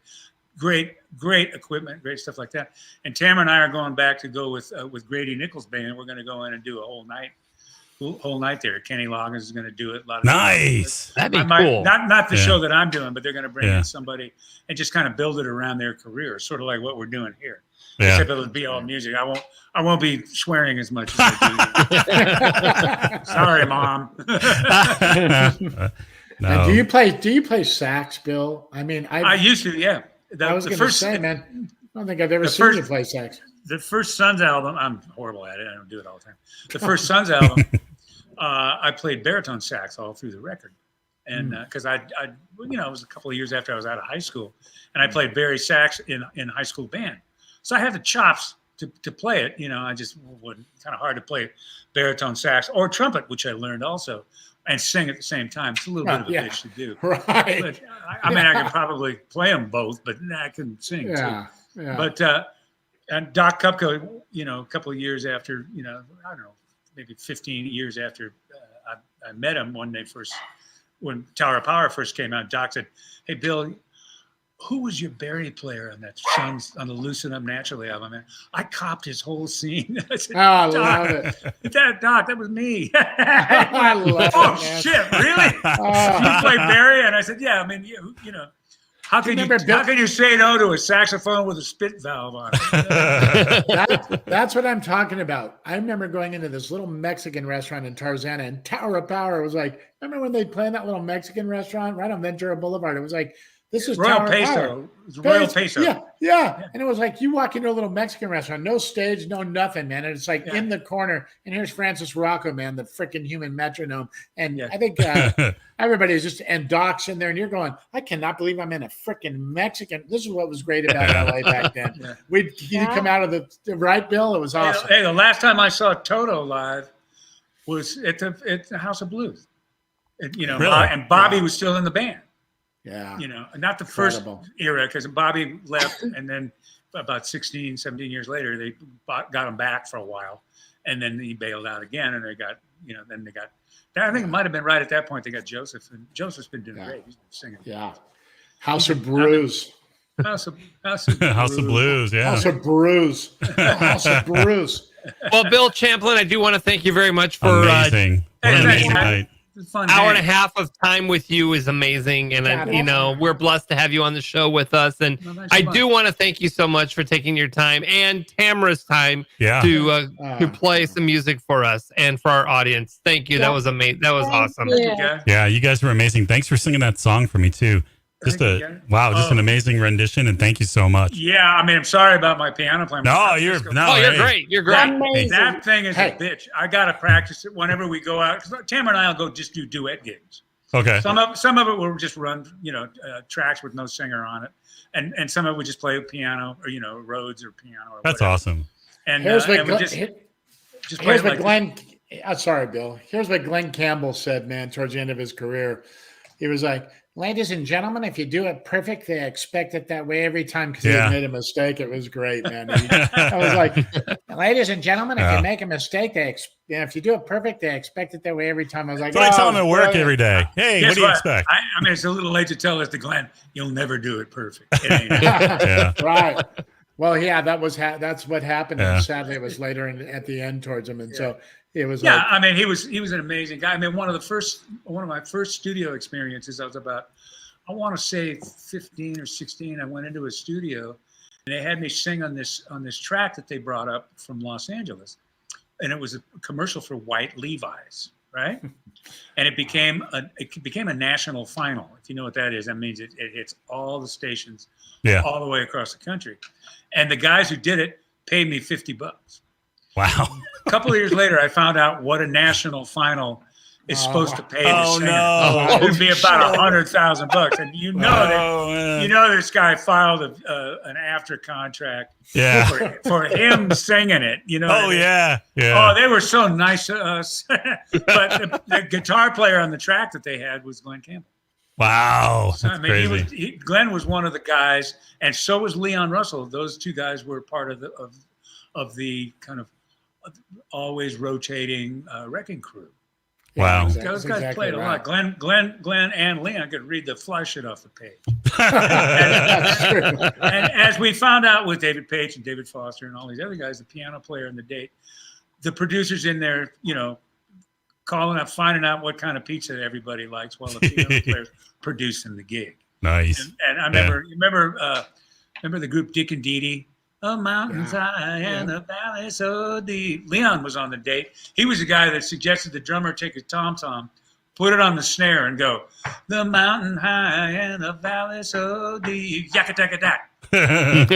What sold the record? What made it? Yeah, see, it's the little things. It's those. I remember going to a gig, and one guy said, "Hey, man, wow, who's playing?" He said, "Well, Dick and Dee Dee." "Who's Dick and Dee Dee?" He said, "I don't know, but I'm next."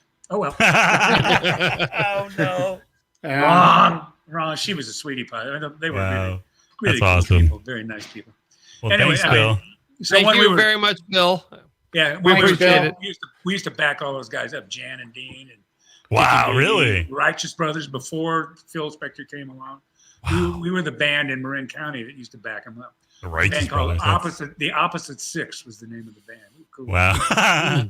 For a bunch of high school kids, we were kicking butt, man. Nice. That's awesome. Yeah. You know how you were, Leon, I saw him talk about something one time, and he said, I played the high notes because he goes, everything as a piano player blended in. So he goes, that's why when you hear me playing everything, I'm up here, jing, jing, jing, jing. And he goes, so you could hear me cut through the track, and I wasn't playing the notes to blend in. He goes, the Sons went out years ago. The Sons went out with Leon, and we did a handful of gigs with them, actually all the way across the country in different places. And there was a point where, Leon was playing piano, and his backup band was basically the Gap Band. And really? he gave Charlie 3 or 4 songs in the night to just go out. Nobody knew who he was. One night he was doing Stevie Wonder tunes and stuff like that. And Charlie Wilson's, to this day, one of the best singers on the earth. He's a bad mofo all the way around. But Leon did this thing that we had this groove. And Leon just breaks down the band, and he plays in 4 octaves, Holiday for Strings. And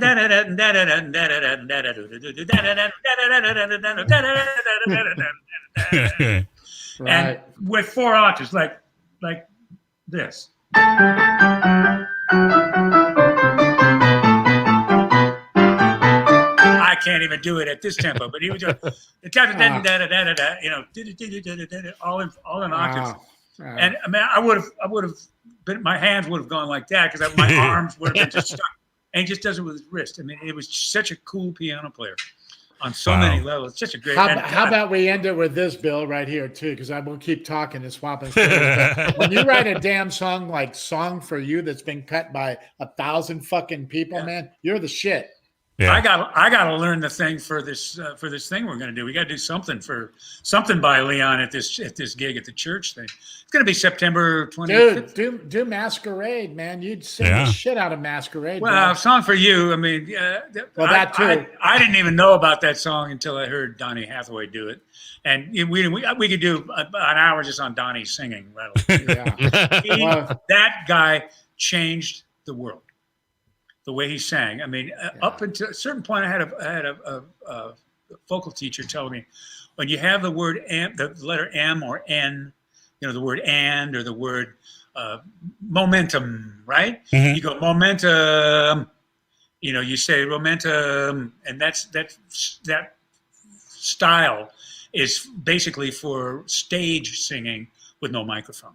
Okay. So you always try to figure out a way to project as much as you can. Donny Hathaway was the first guy to really, and actually Frank Sinatra too, first guy to really use M. Really? And he used this part of his face as part of his singing. And it just ran totally in the face. Now this singer, the singing coach, I was taking from her when I was about 15. And I just heard Nina Simone. I went, oh my God, wow, that's some sultry shit right there. And I asked her, I said, Judy, have you ever heard of Nina Simone? She's a hater. Really? See, I've heard her. I don't like her. She's not very good. There's only one good black singer, it's Sammy Davis. And I just got up. I said, well, it's been nice knowing you. I'll be seeing you later. You know, I bailed out. I said, that's, you know, manager wanted me to take from her. And she was cool, you know. Yeah. Wow. Sammy. Sammy was, yeah. He was a good singer. Nina was awesome too, so. You know, I mean, excuse me, Ray Charles, Lou Rawls, give me a break. Yeah. Come on. Mm-hmm. Oh, there's only one good singer, one good black singer. Ray Charles. I mean, just amazing career. Give me a break. Well, more than just a career, he's just a great musician. Oh, yeah. Monster singer. That guy could pee on a tag. You know, Bill, we have to have you come back to the show. Yeah. I mean, you guys want to get rid of me, I can tell. No, They we do. We can go for hours on this. We go all night long. They do. I'm just kidding. No, we should have. We definitely have you back for more stuff. I mean, you can tell stories till you're blue in the face, and we'll sit here and listen. We love it. I'll be here all night if you want. Here you go. Well, listen, guys. I'm a nerd. Thanks a bunch for having me. It's fun. No, absolutely. And we'll do this again. We'll have a Bill Champlin 2.0, and we'll bring Tamara more on the show, and she can tell her stories too. At some point, Tamara's going to probably be jumping into some press because we're working on an album for her that's going to be sweet. Great. Nice. Yeah. When do you think it's coming out? Yeah. Well, we got a ways to go on it, you know, and we're kind of doing it whatever time we have. Okay. You know, from other things that we're doing, but and it looks like Live's going to be kicking in a little bit. I'm doing it. I hope, yeah. September's looking pretty full. It's going to be like compared to what it has been. Yeah, of course. I'm going to be going, hey, can I do this shit? Yeah, I just really hope they don't pull it back because that's going to suck. California, you know, California's going to, you know, I mean. At some point, right? He'll probably try to pull it back. He'll probably try to keep it going just to not get recalled. Right. And if he doesn't get recalled, we'll be shut down in no time. Yeah. They're talking about November through May. No. Okay. If you want to, that's why I hear people say that. I'm not living in California. Yeah, I know. If you guys want, go check out his album, Bill's album, "Living for Love," right here on iTunes, Spotify too. Download it, buy it, check it out. It's really good. I enjoyed it today. I really enjoyed listening to it. Yeah. One other thing, the CD, and a lot of people still like CDs. We have them here, and we're selling the CD, and it's just at BillChamplin.com. There you go, BillChamplin.com. /shop. You know what I mean? Oh yeah, we got to add that in. Yeah. You mean you're actually selling a compact disc? Compact disc, yes. I still like people say, "Hey man, did you record on tape?" I said, "Man, my first album I recorded on smoke signal." Oh, that's awesome. All right, on that note, Bill. Thank you very much. Love you guys. Thanks, Bill. Thanks, All right, Bill. man. Thank you, sir. What an awesome individual. Bill, thank you so much. Wow, fantastic. So I just realized that my microphone was muted for like most of that interview, and I was trying to. Are you serious? I was wondering why Driggsy wasn't saying anything. I was like, why isn't anybody responding to me? And I was like laughing and like. I never even saw and it. then I was like, oh shit, I'm on mute. I put myself on mute. No. When they sing Oh no, Driggsy. I saw you sitting there, just kind of like. Yeah, I didn't. I'm like, and I think you're on the webcam microphone too, because I don't think that. I mean, I don't think you're actually on your actual microphone. Wow. No, I took my headphones off when they started singing. And I switched it to internal and put myself on mute, and I forgot. The first song. Yeah, I got you. And I was like, Driggsy was really involved, and then all of a sudden Driggsy was kind of like, I saw you look like you were laughing and talking. I'm like, what is? And Driggsy, yes, she was starstruck.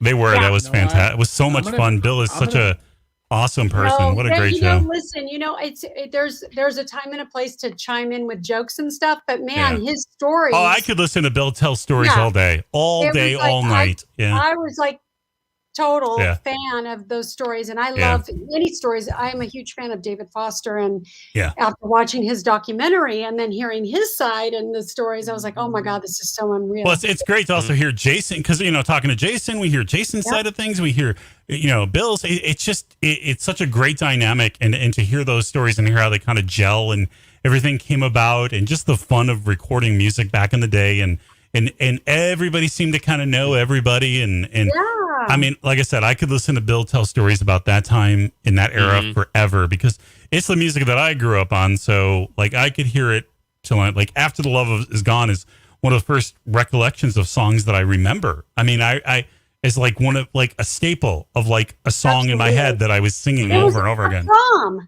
Yeah, there you go. Every dance at my high school, they played that song. It was like that was the song that everybody slow danced to. Yeah. We got to have him back. We got to have him back. Definitely. Yeah, absolutely. And she's amazing. Oh, she's, the fact that, look, nothing will go down. Like when this show's over, I'm going to be like, okay, so wait a second. I just talked to Bill Champlin and told him about a song and a soundtrack from Miami Vice 2, and they sang it for me.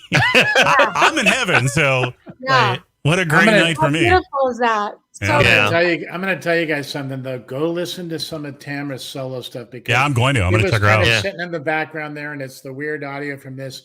Even for anybody that's on here, and I'm just telling you, when you go hear her in clarity, man, it'll flip. I'm going to check her out. I mean, she's incredible. But I'll be honest with you, man. When they first started singing that first song together, I haven't seen Tamara in a while. Bill, I have, but I haven't seen Tamara in a lot of years, and it was weird at first when they were singing that song. I was like grooving, and then all of a sudden, man, it just hit me square. I literally almost started crying, not because of them singing. I've seen that a million times, but I've been so close to those guys for so many years from our connection, and then I just saw them, and I was like, I'm going, my God, I met them in 1986, and that's what started choking me up. I was like, here we are all these years later. And here's Bill singing this stuff, man. And it just, for some reason, literally, I was like, am I going to start crying right now? I was just trying to smile, but it freaking hit me in the chest that we have been together for so long. And, time flies, man. Enjoy every minute. Enjoy every minute, every second. And I finally got my shit together. Yeah. And it was weird, but it was great at the same time. I think Tamara was I hadn't seen her in a long time. She was kind of coming on. Where's Darren? She hadn't seen me, man. I'm like, 30 years, 20 years later or something, and here I am, gray with a beard. She was kind of looking like, oh, there he is. He's old now. Ew. He's old, No, go on. Go ahead. Really quick, I wanted to tell you something. So when Bill's talking about the Keene brothers' dad, this guy, when he's telling him he was making these kids practice and stuff, like Tom Keene, this is exactly right. When Jason and I met these kids, they were like 13 and 14 and 16. Jason and I were like right around there, 15, 17 years old. And so we became inseparable, these Keene brothers and these Chef brothers. And the dad was, did you ever see the movie La Bamba? Yeah. Yeah. Well, their dad is Bob Keene, who was his producer. And he's in the movie. So Bob Keene, this guy's this iconic old school producer, responsible for Bobby Fuller, I Fought the Law, La Bamba, Richie Valens. He's the guy who got on his own little independent record label. He got all those guys going. And so Bob Keane is the father of these Keane brothers. So these guys, he was like a drill sergeant with these kids. And Bill wasn't kidding, man. When me and Jason met these two talented freaks. And by the way, when you get a second, we'll have to pull up like what Jason joined their band. And this isn't when they were like on the Dinah Shore show and all that. Wow. They were on all those shows playing when they were like 10 years old, and they were in Teen Beat magazine. They were about 10 years too early for the boy band thing. I'm going to tell you, when we get off this, I'm going to have you pull up a video so you can hear Tom Keane sing, and you'll know exactly what Bill and everybody was talking about. But the dad made this kid's practice, man, like hours a day. So it was incredible. And they just were super talented, and he hated it when me and Jason came around, because we're like, the kids were finally like, we finally met some friends. We want to go outside and do something. It's like, you practice. And they did, man. But yeah, so it was just crazy hearing all those stories. I love it. That's an amazing story. I've seen that movie, the whole Richie Valens story and all of that. I would have never put that together. It's so cool. Yeah, it's all tied in one way or another. Yeah, it is. So, all these stories are fantastic. I mean, I love it. Amazing to hear and to actually be lucky enough to hear them coming from the people that lived them. It's just, it's an amazing spot to be in right now. So I'm really appreciative of that. Cool, you guys, is that our little show, our fun, cool little show, is gonna be like that show that people will be like, oh, I want to go see that interview with that legend. Right, and they can go back to the old episodes and watch it. If they missed it, they go back. Oh, I remember them talking about it back in episode. By the way, when you Google people's names, these things come up, and then here it is. We're talking about stories that nobody knows. Nobody knows. Like our own little documentary. Right. Yeah, it's amazing. Rockumentary. That's what I loved about Cliff, though. Cliff wrote, that's what he loves about the show, is that, we were all sitting in Bill's living room hearing him and his wife sing. Yeah, it's just a fantastic thing. So we're lucky. We're very lucky and appreciative of them and their time. And I couldn't thank him enough for singing that song with his wife. I mean, it just blew me away. To be honest with you, I could sit there after hearing him just play piano and sing. I'm thinking, dude, you need to just do a record doing that without the big band and filling it all in. Yeah. That's freaking mind blowing. Just him sitting there playing that piano and singing. Yeah. So we're going to wrap it up here. We're going to wrap it up, Ron. Yep. Don't worry. And we're going to fart dust out of our ass, Roger. That's right. Fantastic line. Bill, what an awesome guy. I love it. All right, I want to thank Bill Champlin for joining us on the show, and his beautiful wife, Tamara, for singing along. Yes. And next week, we'll be back with John Valesco. He is a music producer. He's also producing April Rose Gabrielli. For Jimmy Knight, Darren Sheff, and Driggsy. I'm Roger the Wild Child. Peace out. See you later. Driggsy. Driggsy. Driggsy.